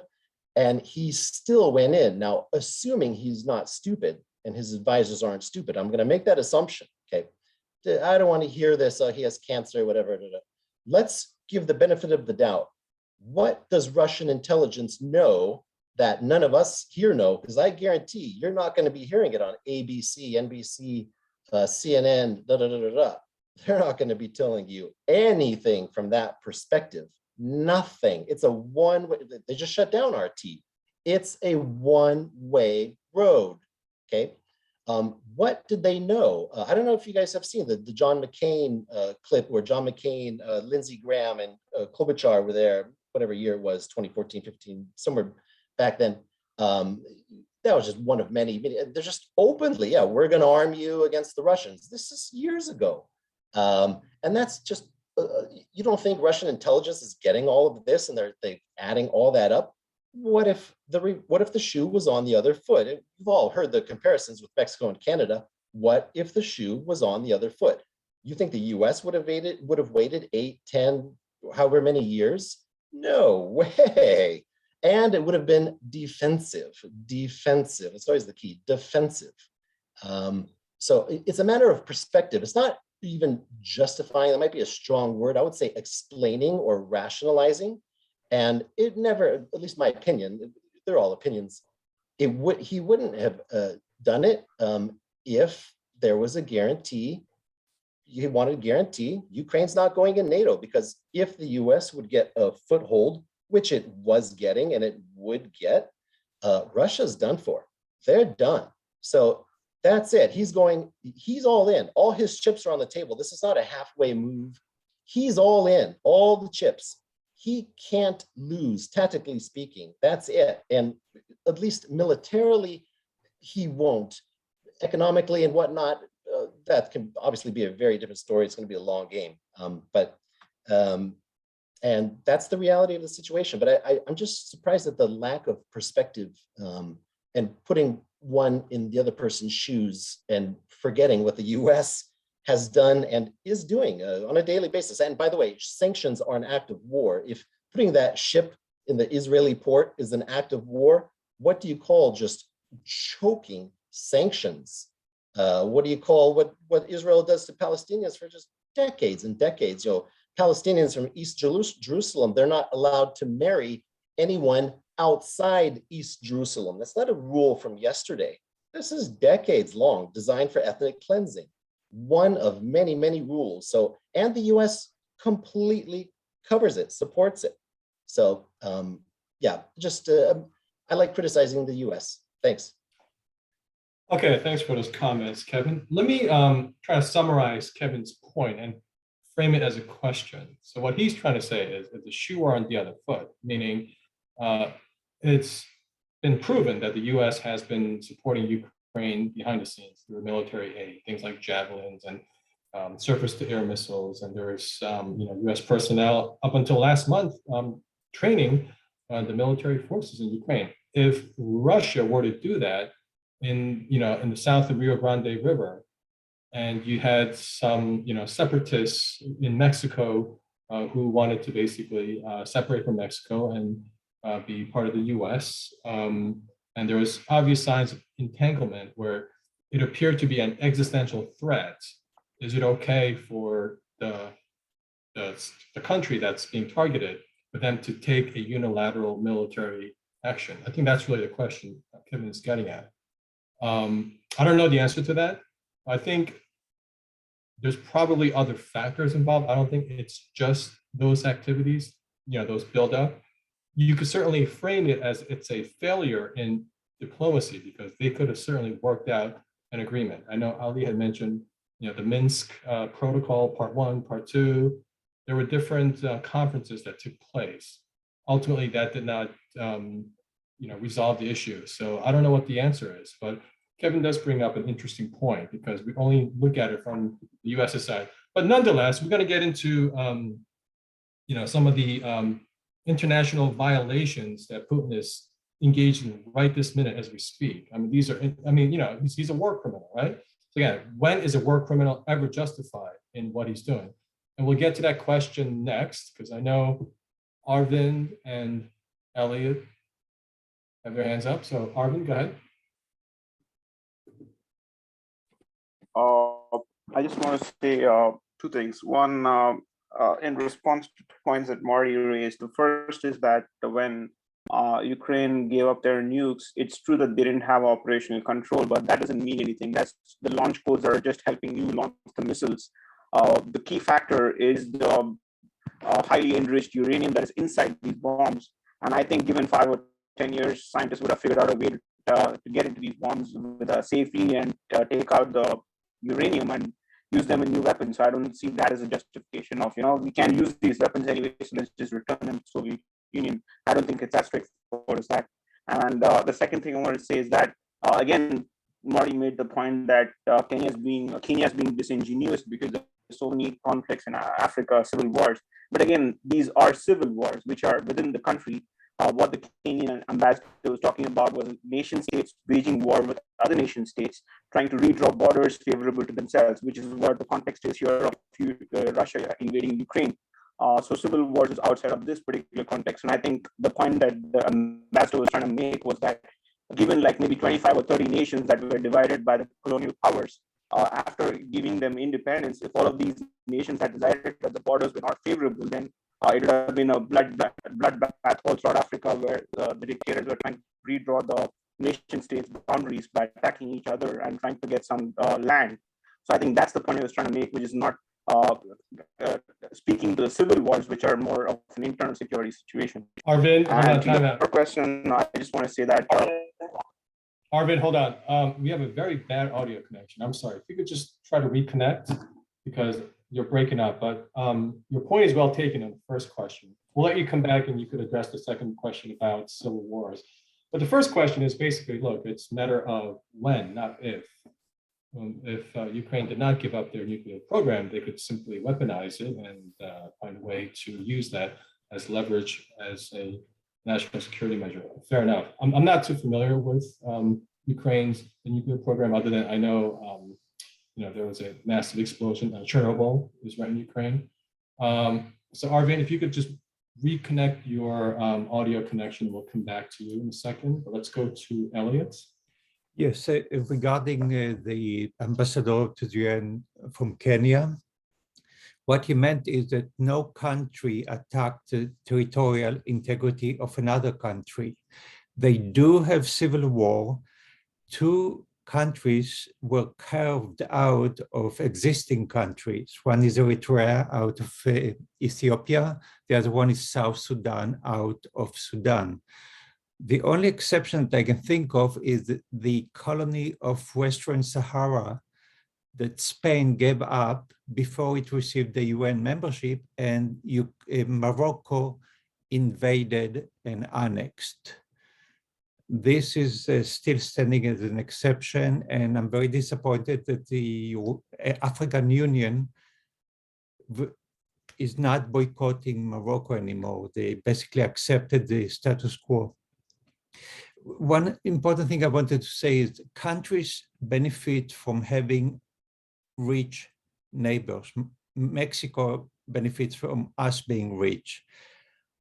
The ex-Soviet Union benefited a lot that the European Union expanded to the east and made Poland, Estonia, Lithuania, they made it rich countries.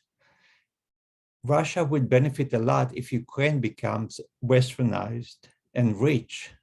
Part of this richness will flow into the Russian Federation. I do not accept the idea that Kevin brings up that there must be a logic in Putin's brain. No, there is none. It's a major mistake. Thank you. Okay, thank you, Elliot. Yeah, I think it's a good point. Trying to rationalize the thought process of Putin is, I think, the premise of it is just doesn't make sense because he's surrounded by the most corrupt oligarchs. So he doesn't really care about the overall well-being of the middle class or working class Russians. He cares about his oligarchs. So this idea that, well, if there's a cooperative economic relations between Ukraine and Russia that would benefit both nations, I don't think that's really on top of his mind. But I do want to get to the current conflict right now. So I want to make some comparisons and see how it applies or it does not apply. So, the most recent, intervention that I could think of in my memory is the Iraq invasion, the shock and awe, right? The massive explosion of Baghdad, trying to topple Saddam Hussein. And that was like a weeks-long campaign to basically capture the capital city and seize the government so that they could, de-Ba'athify, right? Remember that? We're not seeing that so far. I know this is only week 2 of the conflict, but it seems like this is more of kind of like a slow-moving military campaign. Does anyone know why that's the case? What's the idea behind it? So let's see, Marika has her hand up, and so let's see. Yeah, go ahead, Marika. I had an idea that they don't want I think Putin has in Russia a lot of people who are against him, and he doesn't want to put them against everybody against him because comparing to Iraq, in Iraq, when the Americans went there, they bombarded the hell out of it first. I mean, it was a very, very brutal invasion. Here, Putin is taking the very slow step because he doesn't want to have the Russian population, which I think they are really close to the Ukrainians. I mean, there are Russians who married Ukrainians, Ukrainians who married Russians, Russians that live in Ukraine. So I don't think he wants to have all the Russian population against him. So he's not opting for the same thing that the Americans did in Iraq. And a lot of times when we're describing the horrors of Putin, I think we can definitely put it in a lot of countries in the West too. So it's not that the West is right, and because the West has Afghanistan and has a lot of places that they are horrible. So this thing about the West versus the bad thing of Putin. Putin is a disaster, but there are a lot of disasters on the West, in the West side too. Thank you. Okay, thanks, Marika. Well, I didn't know that Putin cares so much about the interracial or the marriages of 2 different nations, how they need to protect them. But that being the point, he is still targeting civilians. He's still targeting children. There's some reports about him using this so-called vacuum bomb. Does anyone know what that is? And there's even signs about they might resort to chemical warfare and perhaps even the nuclear option. So I don't think, Putin should be looked at that charitably. Does anyone have any reaction to the current tactics being employed by the Russian army or military? So let's go to Ali and then Arvind. Just briefly, I think it's a lot more simple than whether or not he has still some sympathy for Ukrainians or not. I think it comes down to right now logistics. There's many news outlets, news reports that they're going very slow because they have a problem with continuing their supply of fuel to their tanks and their trucks and their armored personnel carriers.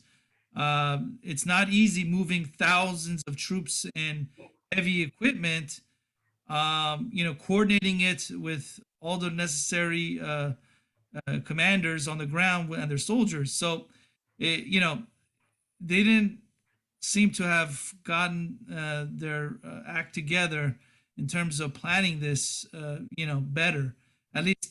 And the thing is that even the best laid plans usually don't end up well, or at least they don't initially start well, because war, in the fog of war, as you say, things happen, unexpected things happen.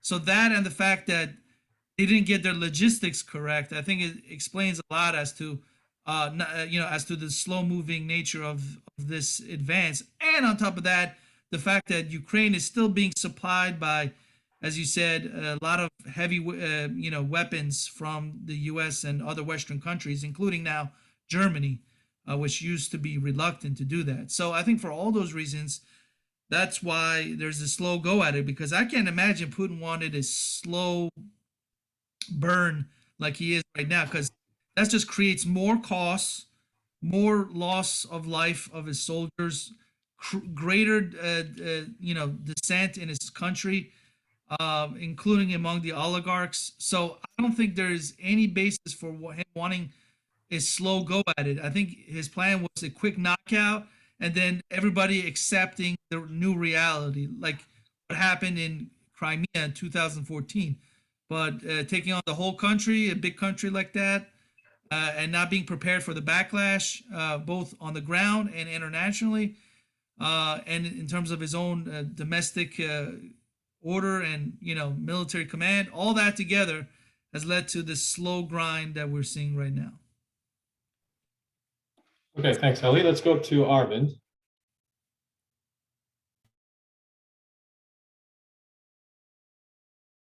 I just wanted to say quickly that regarding the earlier point that I was trying to make before my audio cut out, I'm sorry. It is not possible to give an open-ended assurance that Ukraine can never join NATO because number one, Ukraine does not want that. So it is one of the principles of NATO that you do not make a determination about a state joining NATO or not without consulting that state. So in this case, without consulting Ukraine, you cannot make a determination whether Ukraine can join or not. And the reason for that is if this was done like that, then Russia would immediately demand that Finland and Sweden and all the other states bordering Russia as well are given the same assurance that they cannot join NATO. So that's the reason that it's not possible to actually give a blanket statement assuring Russia that these countries would never join NATO. And I think it's also, I'd like to mention here that Ukraine and Georgia and North Macedonia were, all three of these countries were announced that they would eventually join NATO in 2008. And that was the excuse that Putin took to invade Georgia in 2008 and invade Ukraine in 2014.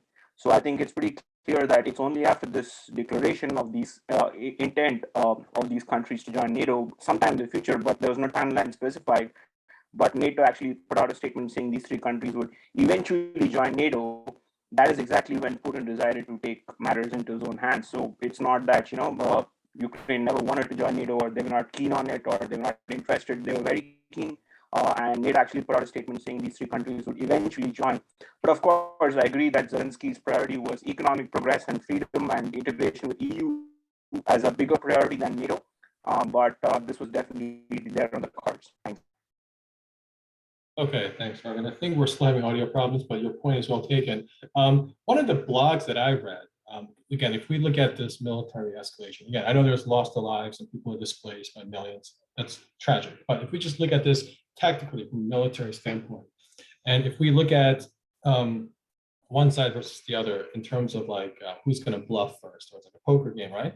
I think one commentator had suggested, why don't we tell Putin today that we will give Ukraine, we will give Russia written assurances, binding agreements that Ukraine will never join NATO. But if that's the case, then Russia must withdraw completely in 3 days, and watch what they do. And the commentator said basically they're not going to do that because the whole NATO thing it's a pretext. They wanted to invade Ukraine anyway. So this idea that if you give them certain assurances now that Putin was not bluffing the whole time, that's not going to be an inducement for him to withdraw. So I thought that was an interesting point. But I do want to get to the heart of what's going on right now. So again, we saw this like 40-mile convoy, just making its way through these large cities. And if you go on Twitter, there's all these outcries about, well, we being the West should do something. So here's the question. Does the US have any moral obligation whatsoever to use military intervention to stop what's going on right now? Anyone want to weigh in one way or the other? The US? No? Well, I think, an argument could be made of humanitarian intervention, but then if that's your goal, then you could open up a slippery slope, and a lot of other countries could attack or invade other countries because, people are suffering, dying. As legitimate as that is, you have to consider the fact that in this day and age when we are supposed to be all accepting our borders, accepting that whatever happens inside those borders, then this would open up a can of worms. Now this is different because Russia took over another country, or is attempting to do that.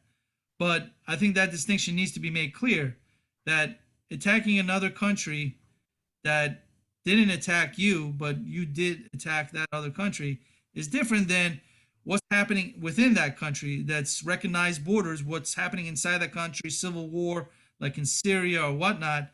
That's a whole different ball of wax. I think you can make the argument that what's civil war or not, you could support one side or not, but you getting directly involved, that involves decisions, political decisions about use of force that, as I said, open up a can of worms for other countries to do the same in other people's internal affairs. So I think a distinction needs to be made between another country attacking another country that didn't attack it versus what happens inside a country that is between its own people. Okay, thanks.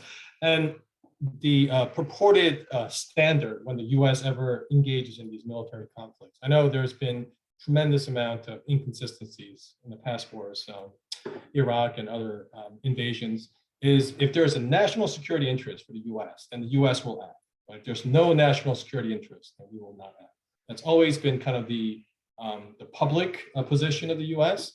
And whether if you agree with the past administration, so this would have been 2014, the Obama administration, they were presented with this option of, hey, this is what's going on in the region.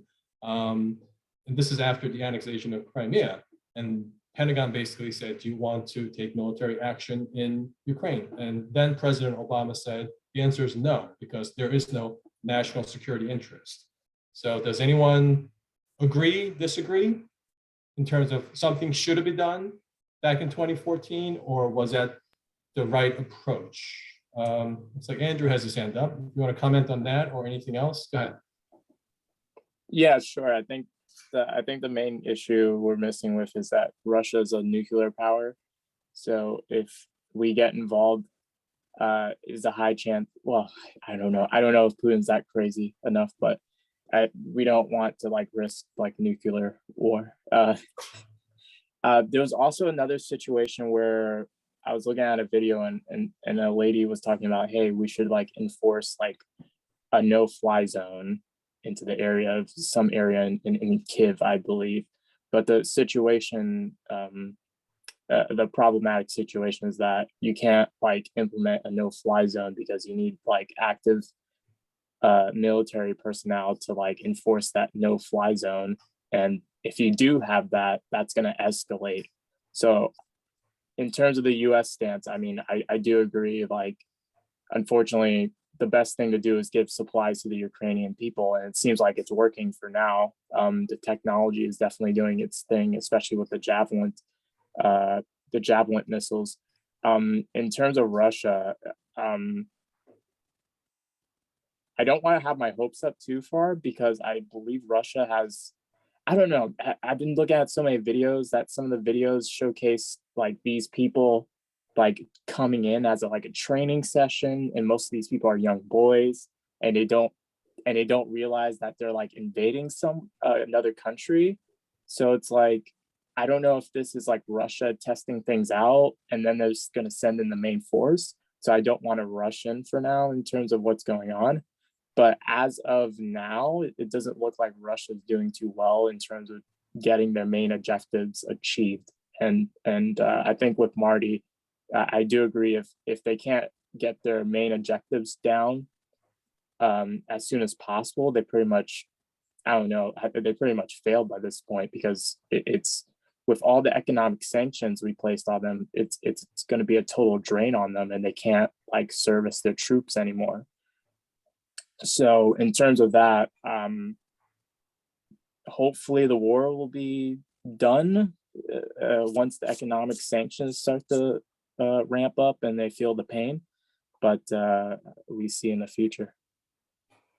That's a good point, Andrew. And in a normal functioning democracy where there's public opinion against war, whether people are suffering from economic hardship or they don't want to send their young citizens to war, there would be tremendous amount of outcry, which would make wars unpopular. But of course, in Russia, it's a one-party system essentially, and because Putin has such a iron fist rule in terms of his authority, even if people are going through hardship, I don't think that's going to be any kind of pressure put on the regime to stand down. So that remains to be seen. All right. Let's go to Elliot and then Olga.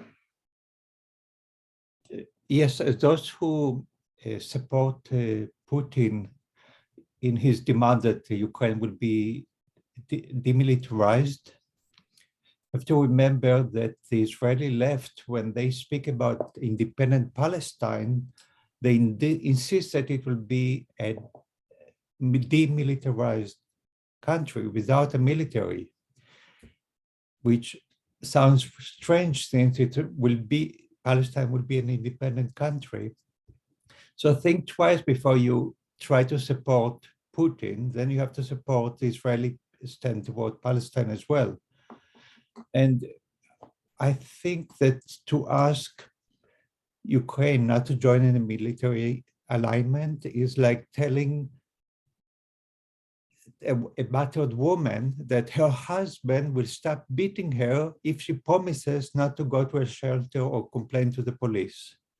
It's very similar to me. Thank you. Yeah, thanks, Elliot.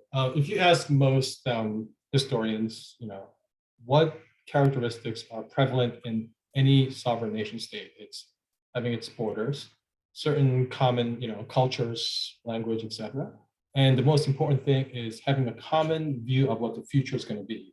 Having that determination of we want to be a nation of this or that, whether it's joining certain alliances or perhaps investing in certain areas. If a nation is basically have their options limited, I don't think it's a sovereign nation anymore, because there's other nations that are influencing that particular country. So, all right, let's go to Olga, and then I want to move on to the next topic. So let's go to Olga next. You there? Okay. Hi guys, I did not actually wanted to talk today, and I'm extremely upset by whole situation because my friends on all sides of this conflict, and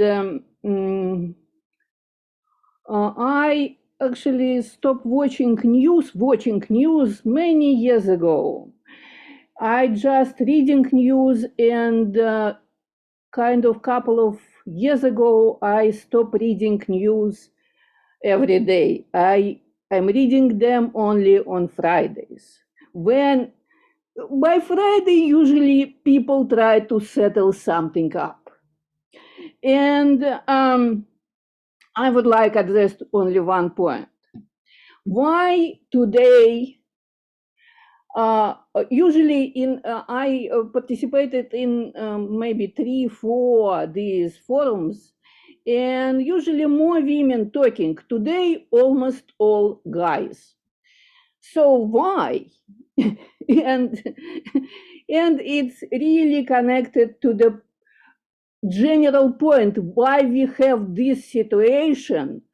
It's situations all over the world again and again and again, because we have too many toys, shooting toys that boys created and they would like to play, and they are playing, and Putin also want to play. Why are the guys playing these toys and he can't? Why? He also would like to do this.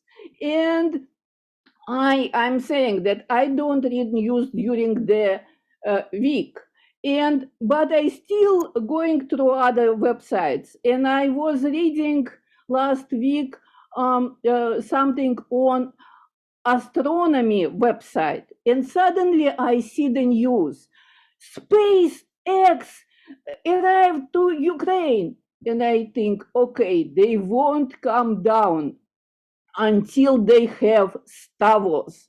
So guys, we're going to Star Wars, and we should think right now how we can talk, not just shooting these toys. Of course, this is much more fun than live just general boring life. Yes, it's much more fun. And I am not sure what to do, because I'm so upset. And again, my friends on all sides of this situation, and there are more sides than just two, got much more, and the situation is much more complex. It's just, if I start to think how to complex this situation, I won't finish by tomorrow. Thank you. Bye. Okay, thanks, Olga. I agree. The news is very full of doom and gloom. And by the way, I agree that it is to a large extent boys with toys. That Putin has a lot of toys and he's got to use it. Otherwise, what's the point of having all those toys? So absolutely. And I did generally agree with Olga's point. However, Hillary Clinton is making a comeback. I think she wants to run again in 2024. And I'm not implying that she represents all like women leaders in the world. But her idea is basically, look, in the 1980s, Reagan supported militarily the Mujahideen who fought against the Soviet forces in Afghanistan. Why don't we do the same thing in Ukraine? Why don't we militarize through the US training and direct involvement? Why don't the US militarize Ukrainian insurgency so then they can fight off the Russian forces? I think that's a terrible idea because you don't know what you're about to get into. And as Andrew had pointed out, you're talking about two super nuclear powers. I believe by most estimates, 90% of all nuclear arms are within the purview of the US or Russia. So you want those two nations to go head to head in a very volatile region? That's a terrible idea. So anyway, that's my reaction to what Hillary Clinton had to say the other day. All right, I know there's two other hands up. I want to move on to another kind of subtopic, and maybe we can find a way to fit in your questions or comments to that, which is this. For the first time, European Union has now financed the military equipment and supplies for Ukraine. And that is unprecedented because up until now, there was no like common funding for the European Union. And this might go to Marika's questions about the winners and the losers, because if you want to put a column on the winner side, this might be for the EU. Up until now, EU was kind of looked at as a very ineffective, a lot of narrow interests always being represented. You have the more powerful countries dominating the agenda versus the less powerful countries. But for the first time, for the EU to, I believe, invest or finance billions of dollars to Ukraine's military effort. And this is being spearheaded by none other than Germany. So I don't know what to make of that. I mean, is that a good thing, or is that one of those be careful what you wish for? Do we really want Germany to now investing a lot of its, I think it's like 2% of its GDP into financing Ukraine's military operations? And I think the other nations that stepped up, which to me was a shocker, Sweden, which we typically think of as a pretty pacifist nation, along with Switzerland, who for the most part in the 20th century, they were neutral. So does anyone have any reaction to that whole movement, what's happening in the EU? And perhaps if there's comments regarding that, why don't we go to Kevin first, and then somebody with a profile Zoom user. I'll substitute my reply for brevity, and I'll be super fast just to reply to Elliot. But quickly on the finance things, I did hear quickly about the Sweden and a few other countries, which surprised me as well. I didn't quite catch all the details, but I wonder what are those discussions behind closed doors? In other words, if you do this, we'll do this for you. We want the gesture, la la la. Just throwing it out there for conspiracy's sake. But really quick, just to address Elliot's 2 points, comparing the Russia wanting Ukraine demilitarized and Israel wanting Palestine demilitarized. Well, one, Ukraine is a country. At least Russia let it be a country. Israel definitely didn't let Palestine be a country. Big difference. Not to mention, Ukraine would be joining a massive, the biggest military union in the history of the world. Palestine would be by itself. Big difference there. And just to show the double standard on a Zoom meeting just a few days ago, one of the speakers, Roman from Russia, but his loyalties, and I knew very early on, were somewhere in the Middle East. He commented Putin should go to The Hague, right? He should go to The Hague. And so I asked him, I said, what about Netanyahu? Should he go to The Hague? I knew what his answer was going to be. I just wanted to hear it. His answer was, well, he stopped, he thought, he said, if he should even go on trial, it should be in Israel. So Putin goes to the International Hague, Netanyahu, stays in Israel. I just understand that double standard will be constant, everybody. It's always constant. Get used to it. All right, thanks, Kevin. I think Marty wants to respond, and then we'll go to Zoom user. Thank you. Yeah, just to Kevin's remark about Israel not allowing Palestine to exist. Actually, they were offered a country, the Palestinians were offered a country in 1936, 1947, after the 1967 war, in 2000, and in 2008, and in 2017 under Trump. So they refused every time. I think Clinton put it best during the Camp David Accords in 2000. Clinton said Arafat was here for 10 days and all he did was say no to everything. He never offered even a counter proposal. Okay, thank you. Marty, I'll offer you $1,000 for your apartment. Do you accept my deal? $1,000? Yes. That's not you're not comparing apples to apples. You're rejecting my deal? Are you rejecting my Kevin, offer? we'll have to come back to this some other time. We don't Kevin, be more intelligent, will you? Well, I think, Marty, you're referring to the Oslo Accords, right? Not Camp David. Camp David. No, Camp David. No, Arafat accepted the Oslo Accords.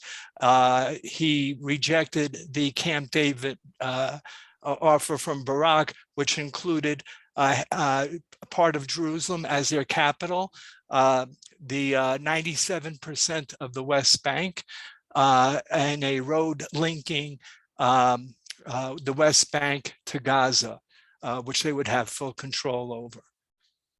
All right. Very good. Let's go to some other members here. We have, I don't have your name, so I'm just going to call you the Zoom user, but if you want to tell us your name, you can. Okay. Oh, never mind. Let's go to, okay. Arvind, hopefully your audio connection is better this time. Can you hear me now?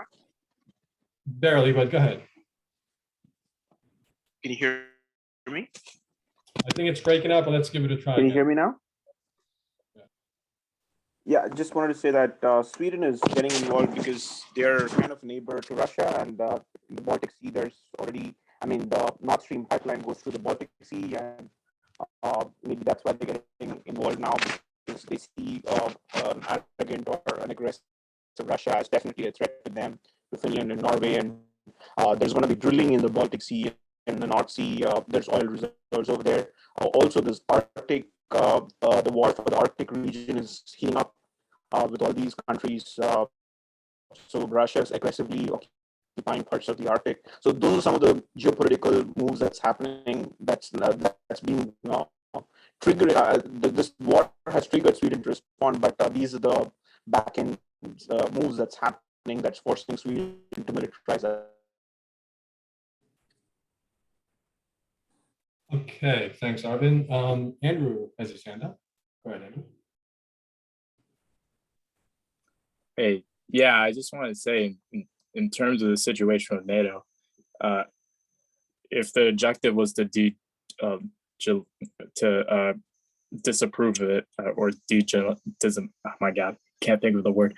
Anyway, if the point was to like not see NATO as any importance, I think Putin totally went counterproductive in terms of that, because it actually like woke them up and give them something to do now.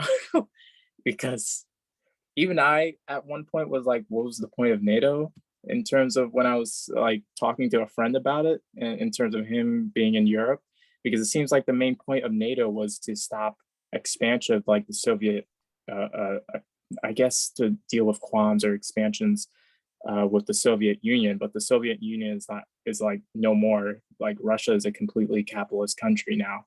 But I guess due to Russia, it's like waking up a sleeping giant with NATO. Another issue though, however, is as this progresses, I worry that if you have like, let's say Putin as like a wounded animal going back against the corner, he might do something pretty desperate. And there's also another aspect point of things almost making him look like a pariah in a way. And if he's viewed as pretty much, I don't know how, if this is the right thing to say, as like, well, he is a bad guy, but not, God. If people see him as a bad guy, right? It gives him like a way to say, you know what, fuck it, I'm just gonna nuke, you know? Like it gives him that excuse, because I think it gets to a point that people see him as a pariah, especially in terms of the USA and most of the other countries around. So yeah, I am worried in terms of the situation of it going from that route as well with Russia. But in terms of NATO is as powerful as it is now, thanks to Putin. I wonder how things will go if like China has its turn once it tries to go take Taiwan. But I feel like that'll be a different situation with the USA and China. But I know that's going to come. So yeah, I'll leave it at that. Thanks, Andrew. And I know Marika, before she kind of offered this idea that, well, why don't we take a look at who are the winners and the losers, you know, who are the ones likely to benefit from this as opposed to suffer hardship from it. And I know she has her hand up. We'll get to Marika in a second, but from what I'm hearing from Andrew is that, look, NATO up until now was kind of looked at as irrelevant. I mean, it was not only just a few years ago where under the Trump administration, basically we wanted to withdraw our commitment from NATO until they contributed financially to the organization. And likewise with the EU, you know, in the wake of Brexit and Grexit and other European crises, the EU seemed quite irrelevant, and it almost seemed like too bureaucratic. But now, I don't know, maybe there's they got a second wind.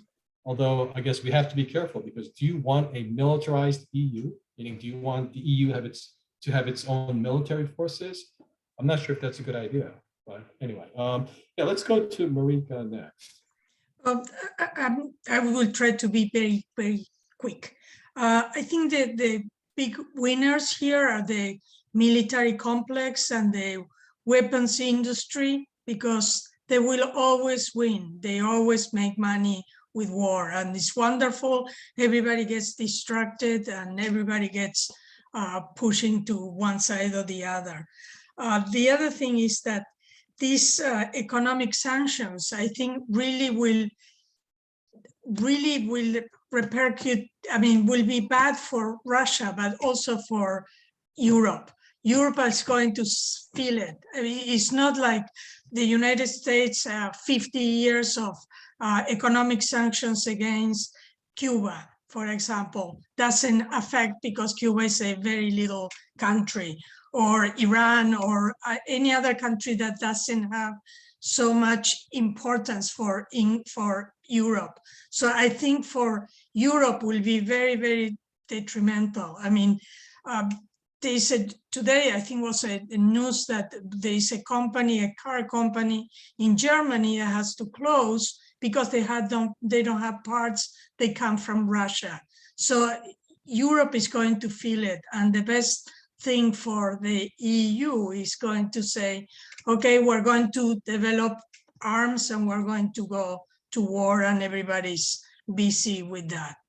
Thank you. Thanks, Marika. I guess if you were to add another entity into the loss column, it would be Nord Stream 2 pipeline, because I think because of the economic sanctions, it is no longer going to be operating as it intended. And Germany was hoping that through that agreement that they would continue to purchase energy at a very subsidized or reduced price. But now I think a lot of the Germans and other Central and Western Europeans will suffer the consequence of high energy costs. And I'm sure it's going to be a matter of time before it hits the US with OPEC increasing the prices. So, okay, thanks for those comments. I know Marty has his hand up. I'm not sure if it's from the previous question, but Marty's next, and then Marty. Thanks. No, I failed to lower my hand. I'm sorry. Okay, let's go to Ali and then Sridhar. So I don't know if the Tomcat may have been before me. I don't know if, but okay. So what I was gonna say is that I guess in the winner column, I would put social media. In terms of YouTube and other similar platforms where you can see exactly the brutality of this invasion almost like simultaneously.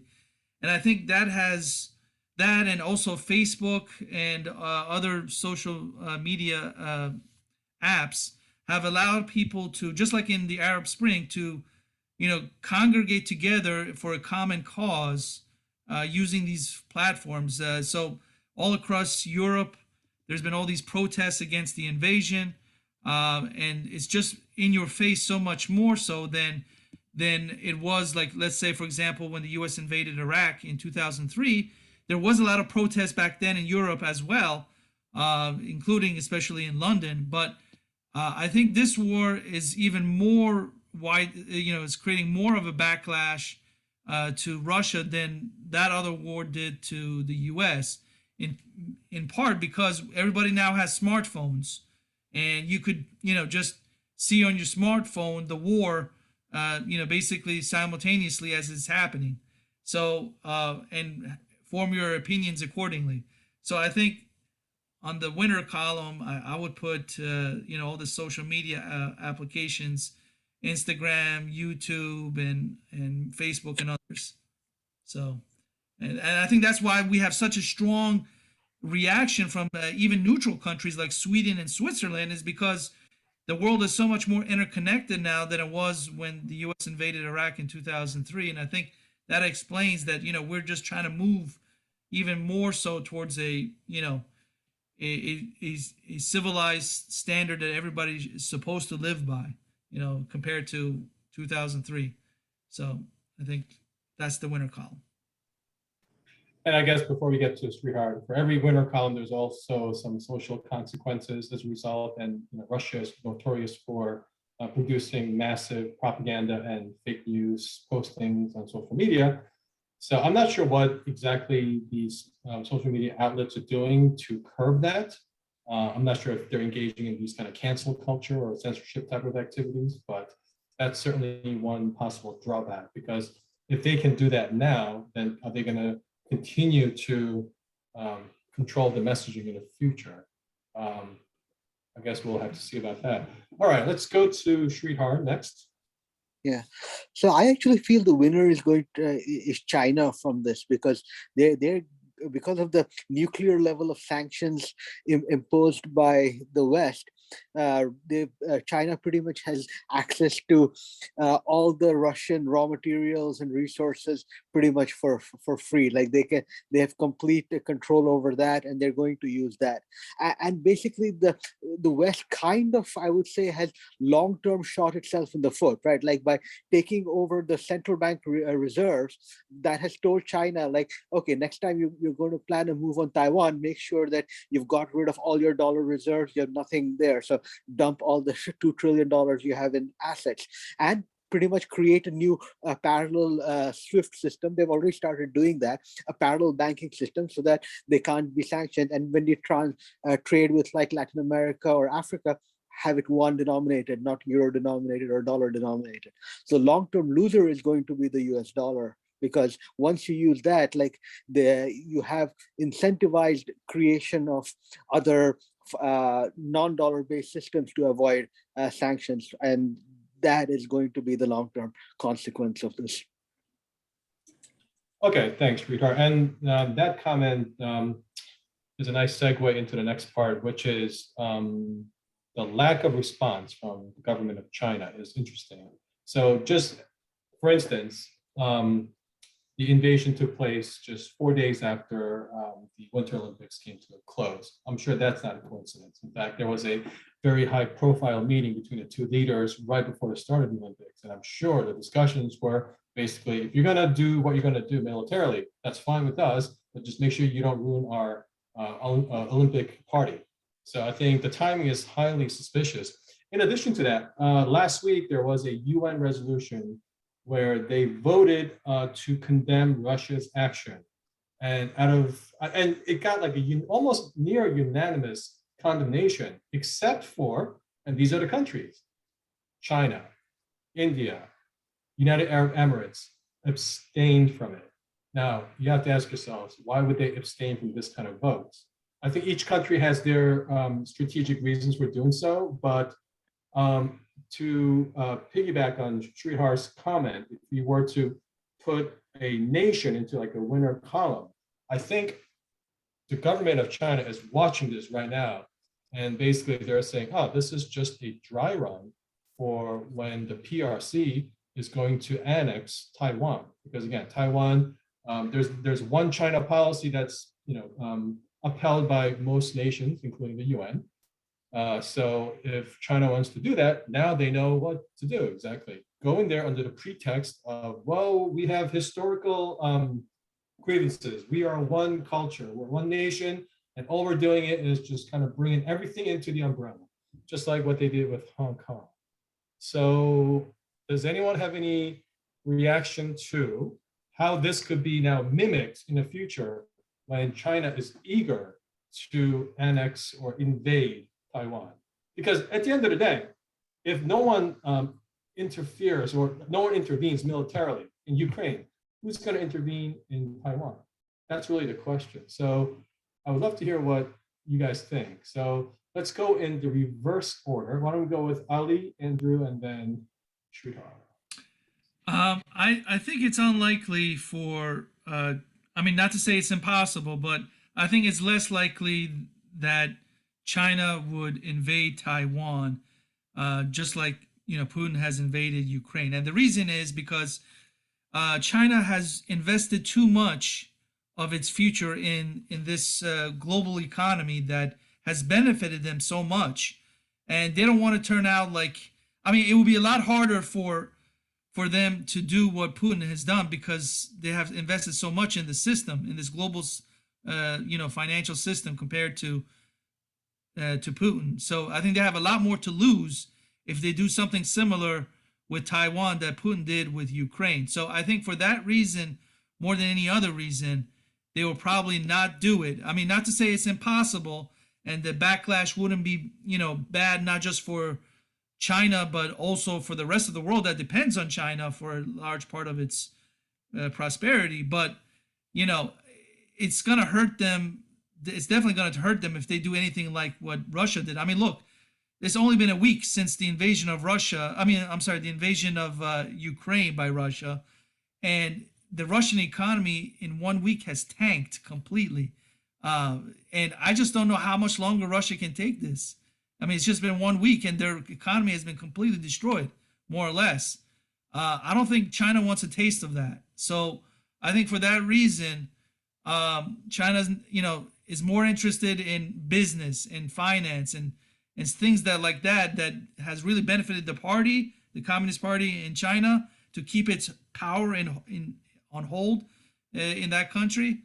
Whereas Russia, it's more about the personal ambitions of one man, Putin, and his warped view of history and his clinging on to that history. Whereas China sees itself more as a more future-oriented country. That's the sense I get, and so I don't think it wants to disturb that future like Russia has done here with Ukraine. So I think totally different, but not impossible, but unlikely. Okay, thanks, Ali. Just real briefly, and then we'll go to Andrew next. If you look at China's position on the national law in Hong Kong, it's obvious that they want to recapture and impose their laws to Hong Kong. And I think it's just a matter of time before Taiwan is also subject to similar type of being absorbed into PRC. Now, you're asking, is an economic interest a deterrent? And I think comparing China to Russia is probably not the right comparison, because China is poised to take over #1 as the world's largest economy. Russia is only like number, I think 13 or 14. It's like right after Italy. And I mean, with that kind of natural resources, their economy is not even as good as Spain. No offense to Spain. Spain's a great country, but again, you would think that their economy would be a lot better managed. So I think if any future annexation or invasion were to happen, China would be in a better position economically, because I think, again, you have to ask yourselves, who needs who? Does China need the EU trading bloc, or does the EU trading bloc need China? I think eventually it might be the latter, and they would use that as leverage. And they're watching this right now saying, look at the incompetent and weak Western forces. They're not doing squat. And I think they're going to really use that as an example. Just one more thing. Sorry, I'm going off on a tangent here, but if you look at the withdrawal of Afghanistan, it just made us look so incompetent. So you couple, inaction plus incompetence. I mean, this is rife for any hostile power to just do whatever they want and just walk all over their backyard. And look, they're going to say, hey, you Western powers, you have your Monroe Doctrine. Well, we want our Monroe Doctrine. Stay out of our, international waters. So I don't know. It's not looking very bright, but that's just my, I guess, kind of gloomy prediction. Okay, let's go to some other members here. Sridhar, Andrew, and then Andrea. Yeah. I'm sorry to interrupt. I just want to make a really quick comment, not even a debatable one. China is investing more in Africa than any other country in the world, and I wonder if that's related. Anyway. We'll come back to that. It's a great point, Andrea, but let's go to Sridhar first. I know you were waiting.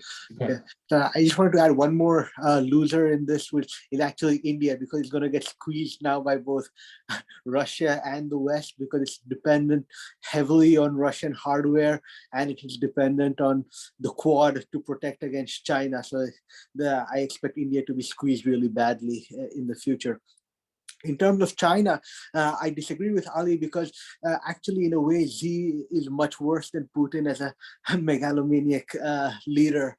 And China was right, like when they had the collective system, which Deng put in, and up till Hu Jintao. But after Xi, it's a completely different country. It's like whatever freedoms were there are gone. So I am not convinced that they will not do it. Like I'm just waiting for the 20th plenary session, like in the fall, and then his third term, and then you'll see a completely different Xi and China. That is my expectation. Okay, thanks, Sridhar. Andrew, and then we'll go back to Andrea again. Yeah, in terms of China, I mean, the main dangerous part about China, in which the last person was talking about, is that China does things very quietly, compared to like the USA, where you can like hear things like a mile away. Compared to China, they do things like an assassin. So I am very worried in terms of China, in terms of how very quiet and very strategic they are. So in the situation with China and Taiwan, I don't think sanctions are going to work because we have such an intertwined trading connection with China. So if we apply sanctions to them, it's going to be like shooting ourselves in the foot, because we rely so much in terms of China and their cheap labor and their manufacturing to get our products to us. So, and another note with like Hong Kong, I mean, I think in terms of that, we pretty much lost Hong Kong. There was a huge like hoopla about it once it was going on, but it's like, it seems like China just swallowed that up and say, yeah, it's ours now, because I think even with Hong Kong, they're slowly like integrating it to the China model, and sooner or eventually it will be like a part of China.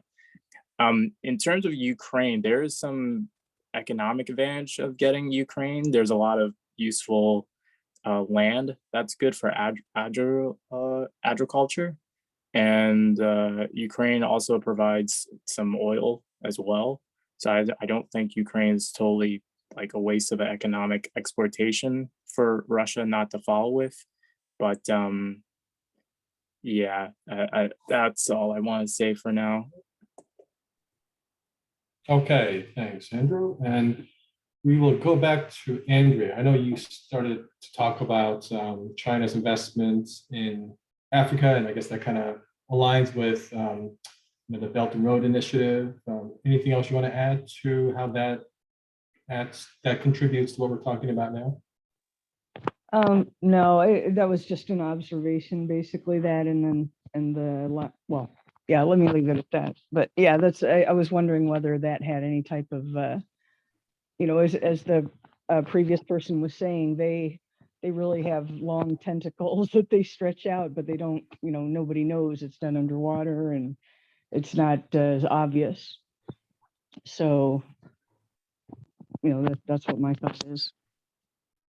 Okay, I could provide some additional, I guess, explanation or context to what's going on. I think we're kind of overdue for another like tectonic shift in global alliances. And again, up until now, the global alliances were basically based on the 20th century conflicts, most notably World Wars I and II and the Cold War. And just like in the market forces, they always talk about market corrections, right? And if something is over leveraged, there has to be some kind of internal mechanism for market correction. I think we're kind of past due for some type of a global realignment in terms of the relationship between the major powers. And what you're going to see now is, because the ruble is really plummeting, they're going to rely on other currencies as their means of trading. And because of the severe economic sanctions, Russia is already looking at other nations for the things that they need, things like agricultural production, et cetera, and also semiconductors for technology. And it appears that they've already made a pretty solid deal with China to do that. So you might see this kind of a economic alliance emerge after all this, which is where you have two powers, Russia and China. They're more closely economically aligned. I mean, they've always been pretty aligned in general, but I think this will certainly put them closer together. And then you're going to have the Western world, and you're going to have other nations like Turkey and India trying to kind of figure out how they fit into all these conflicts. Interesting thing about Turkey is that they did condemn what Russia did, but some people criticize that it wasn't like fierce enough. Like it was just a kind of like a lukewarm condemnation. So I'd be really interested to see what these other nations do. Okay, let's go to Arvind next.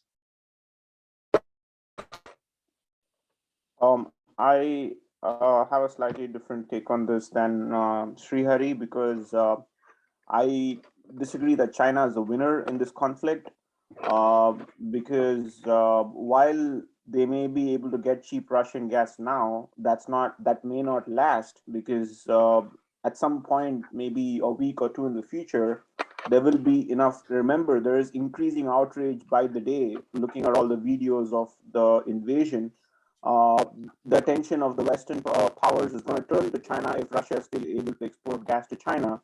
So China might be targeted with secondary sanctions in a similar vein as to how Iran is currently being targeted with sanctions that include secondary sanctions against any nation that trades with Iran. So at this point, remember, we are all talking about it as if we've done so many sanctions against Russia, but the sanctions are not even at the level of Iran. We have not sanctioned Russian gas exports. We have not sanctioned Russia's agricultural exports. We have not done secondary sanctions. So until we do these three things, Russia is currently not even sanctioned to the level of Iran. So I think that's going to happen sometime in the future. So China is not safe from this. And when China faces secondary sanctions, I think they will jump ship. They will not risk everything on Russian their relationship with Russia, because with Russia they can only get cheap gas, whereas China is a more export-oriented economy. So even if they get cheap Russian gas, it doesn't mean anything unless they have a market for all of the goods they export. China will not side with Russia at the cost of the European Union or America.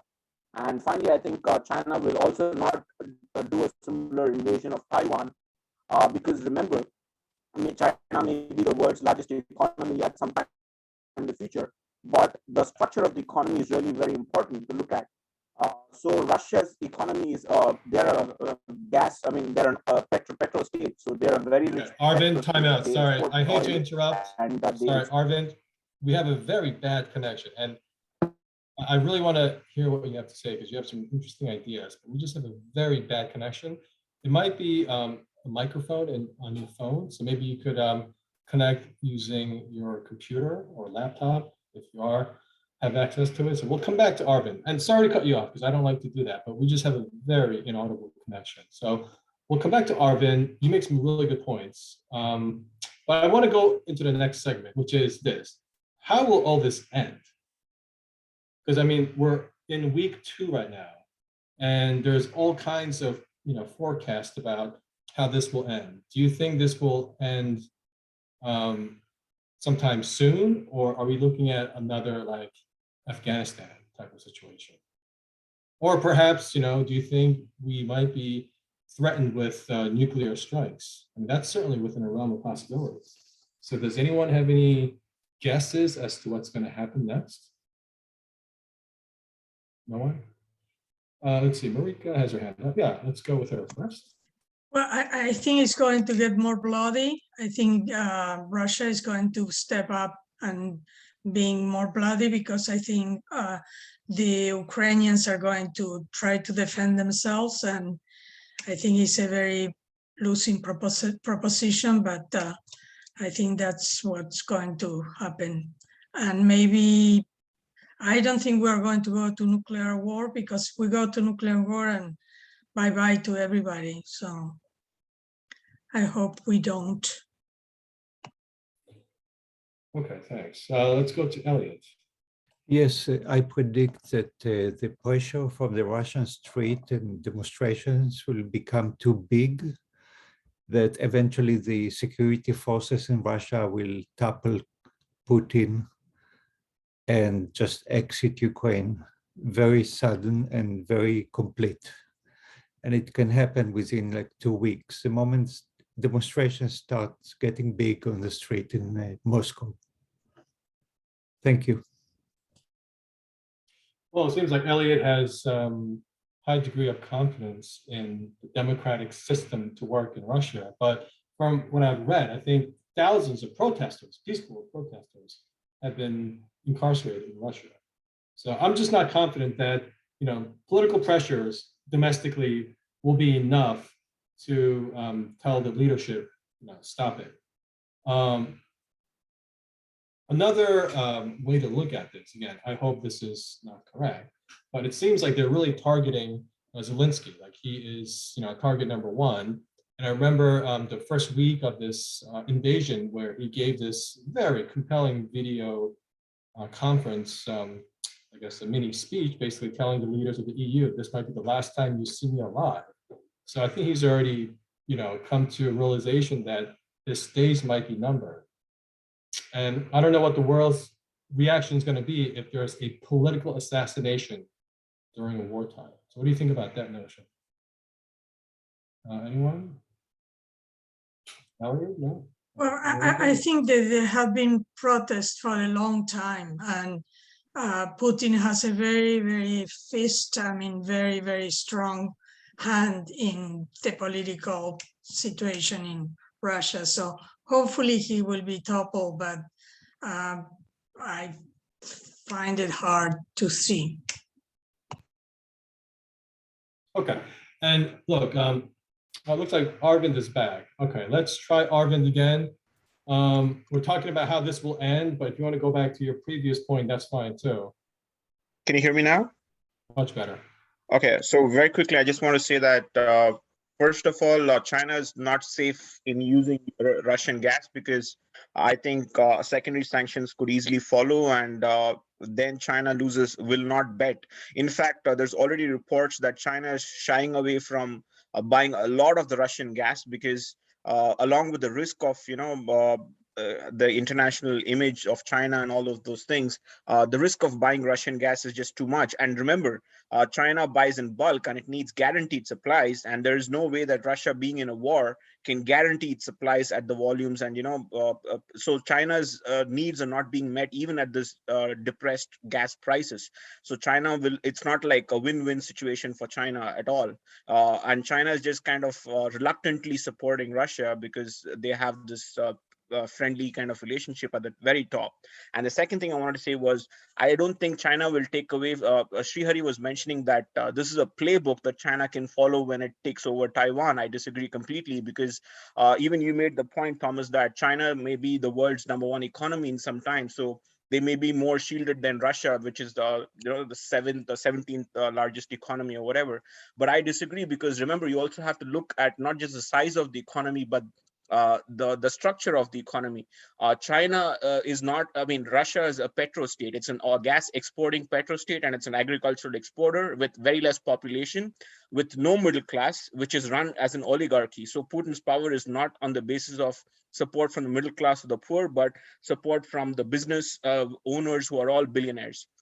Whereas in China, there's no official oligarchy. The state party does have some unofficial billionaires, but there's a large middle class that is very, very well networked with the rest of the world. Remember, Hong Kong is one example where Chinese people have felt a lot of democratic freedoms, and Chinese travelers, they are tourists, they are businessmen, and they have traveled the world and they've seen the world, so they know what freedom it tastes like. And for China to be if China was pressed with these kind of sanctions, they would lose their gas supplies. They would not be able to import oil. They are not a self-sufficient economy domestically. So without oil, their entire economy would stall, and without a market to export all of their goods. Remember, secondary sanctions can hit even African countries or Latin American countries if we want to slap sanctions on China, and Latin American countries and African countries will not choose China over the United States or any of the other countries. There may be 2 or 3 countries that will still decide to do trade with China, but we can still influence most of them. So the question here is, we need to figure out how much pain we can bear when either sanctioning Russia or China in terms of increased inflation and higher cost of the goods and, you know, oil prices for us. That is the question here, not anything else. Thanks. I have a quick question. Yeah. Does anybody knows how much power, which is the strongest power in nuclear power? Russia is #1 or is not #1? Or US is the #1? Or who is the most powerful? Because when we talk about economies, also we have to we shouldn't forget about weapons, and weapons are talk a lot. So I don't know which country has the most developed nuclear Russia. power. Yeah, I can answer that quickly. If you simply go by the stockpile, I think Russia has more than the US. But again, whether if they have 900 or 700, I mean, once you're at that level, there's going to be guaranteed destruction. That's why the doctrine of mutual assured destruction was a good mechanism to be a check and balance on each other. So yeah, the answer is Russia. Going back to Arvin's comments, those are very good comments, by the way. I'm glad that you came back and articulated those comments. I'll just say very quickly, one other thing that we observe from this conflict is that nationalism, this notion of jingoism, is a very powerful, compelling concept. And that is one thing that's really driving, I think, the Russian interest. I'm not justifying that, but this idea of nationalism coupled with past grievances, again, from Russia's standpoint, look, the whole deal that was made in the post-Soviet world was unconscionable. So we want to reclaim what we owned. The China's narrative is, look, 2 centuries of great humiliation. We want to reclaim what we used to be as a great empire. Again, that's a very powerful, compelling driving force to do things that are very nationalistic. And I hate making comparisons to like other evil forces like the Nazis. But again, if you look at one of their justifications, it's a very ill-suited justification. But basically their idea after World War I is that the Treaty of Versailles was unconscionable for Germany to have a guilt clause and to have a lot of lands taken away past Rhine River. That was unconscionable. So they want to reclaim what used to be part of the German Empire, some of the lands or the areas that they lost as a result of World War I. I think same thing could happen with Russia. Again, this is a bit of a stretch, but it's certainly within the realm of possibility where, let's say if they're successful in capturing Ukraine, what's to stop them from re-invading Poland again? I mean, I think that could certainly be another possibility. So I would not be surprised if this idea of nationalism and jingoism really, intoxicates the Russians and really do something that's very irrational. So, okay, let's go to, okay, one second. Kevin has his hand up, so I promise I'll come back to Marika too. So Kevin, Elliot, and Marika. Elliot was before me. I don't know how. Okay, sure. Then Elliot, then Kevin, Marika. I wanted to remind you how the Soviet Union collapsed within 2 weeks. We didn't anticipate it, but it happened. The Russians were on the street in Moscow, and the army cooperated with the population. The same thing will happen soon when the news of the war started arriving to Russia. They cannot block it, and they will react very soon. Thank you. Thanks. So according to Elliot, Russia is just a paper tiger. It's just a matter of weeks before it just all crumbles. Perhaps. Okay, let's go to Kevin and then Marika. Oh yeah, so just your general question of what is the future, either short-term or long-term of this? And my short answer is I don't know. And I'm a news junkie myself, geography and history and all of that. Obviously, Russia wanted or wants it to end ASAP, whatever that means. A week ago, I listened to Scott Ritter. Maybe some of you are familiar with him. He's a good speaker. He's just grounded. He's not partisan, from what I could tell, and just a straight shooter. He pretty much said, this will be, over in a week, over literally, but call it a phrase. What does 1 week mean? Does it mean 2 weeks? But that's what he said. It was going to be, just Russia will just take care of it, and that's it.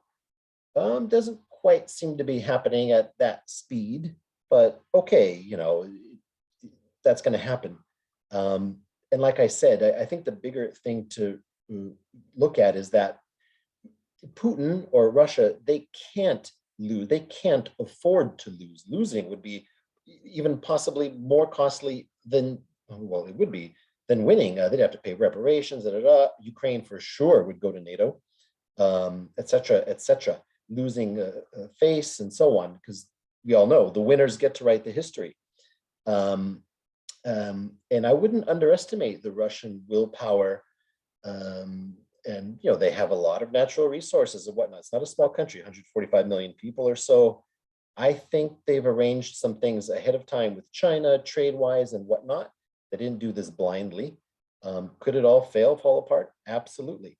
That's why I said I don't know.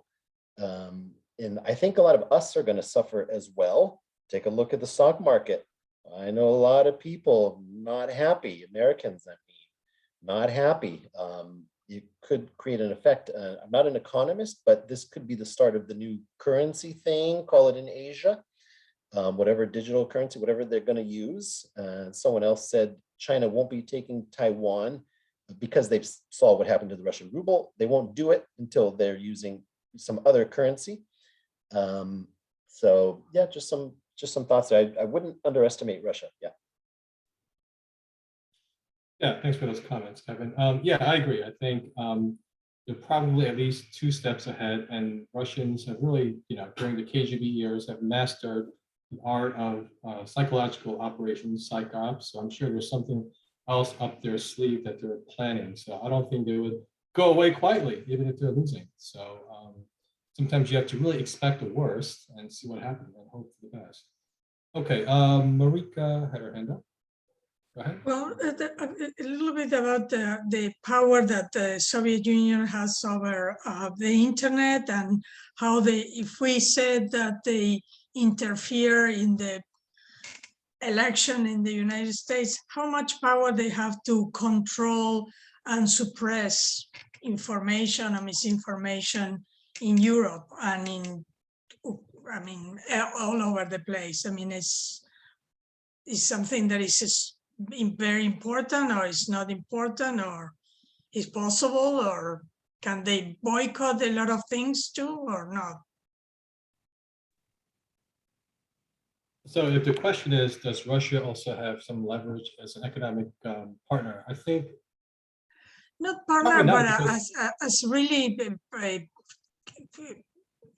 isolate people and isolate misinform. And I mean, I'm not saying that the West doesn't misinform, but how do we know? I mean, if we can say that they interfere with the American elections, we can say a lot of things then. I mean, they have a lot of power, and I think that's a weapon too. And I think it's easier to invade Ukraine, but will be very difficult to stay there, because I don't think it's going to be a long stay if they can make it. well, I think the idea is that they're going to prop up a puppet regime. Somebody like the leader of Belarus, who's also kind of like a puppet regime almost of Russia. So I think that's what they're hoping for. But I think Marika's point is well taken. They could also engage in cyber warfare and other, psyop to, be very disruptive. But by the way, the U.S. does that in Russia too. So I mean, it's not, anything new. Right. Right. Final point, and this will end it on this note. What about the Putin apologists? Who are they, and should they be called out on? Anyone? Yeah, absolutely. Tucker Carlson. And tell me what Tucker Carlson has been saying or posturing. I have no clue. The only reason I can say is that he wants to own the libs, but he backtracked and now he's like, oh, we should be against Vladimir Putin all of a sudden. So yeah, but all the apologists I've been hearing lately has been featured from RT, and I believe RT has been, at least from the American side, it's been disbanded, or they're facing a situation where they have to like get rid of their staff. So all the apologists seems to be from there. I'm sorry, Yeah, that's right. what is RT? I'm sorry. It's the Russian news network. Okay. And they are the latest victims of the cancel culture. So they have been basically deplatformed. So the cancel culture lives on outside of the borders of the US. Putin has been canceled. Right. Okay. Anyone else on it looks like Arvind has his hand up. So the question is, what about the Putin apologists? Do we need to call them out? Yes, Arvind?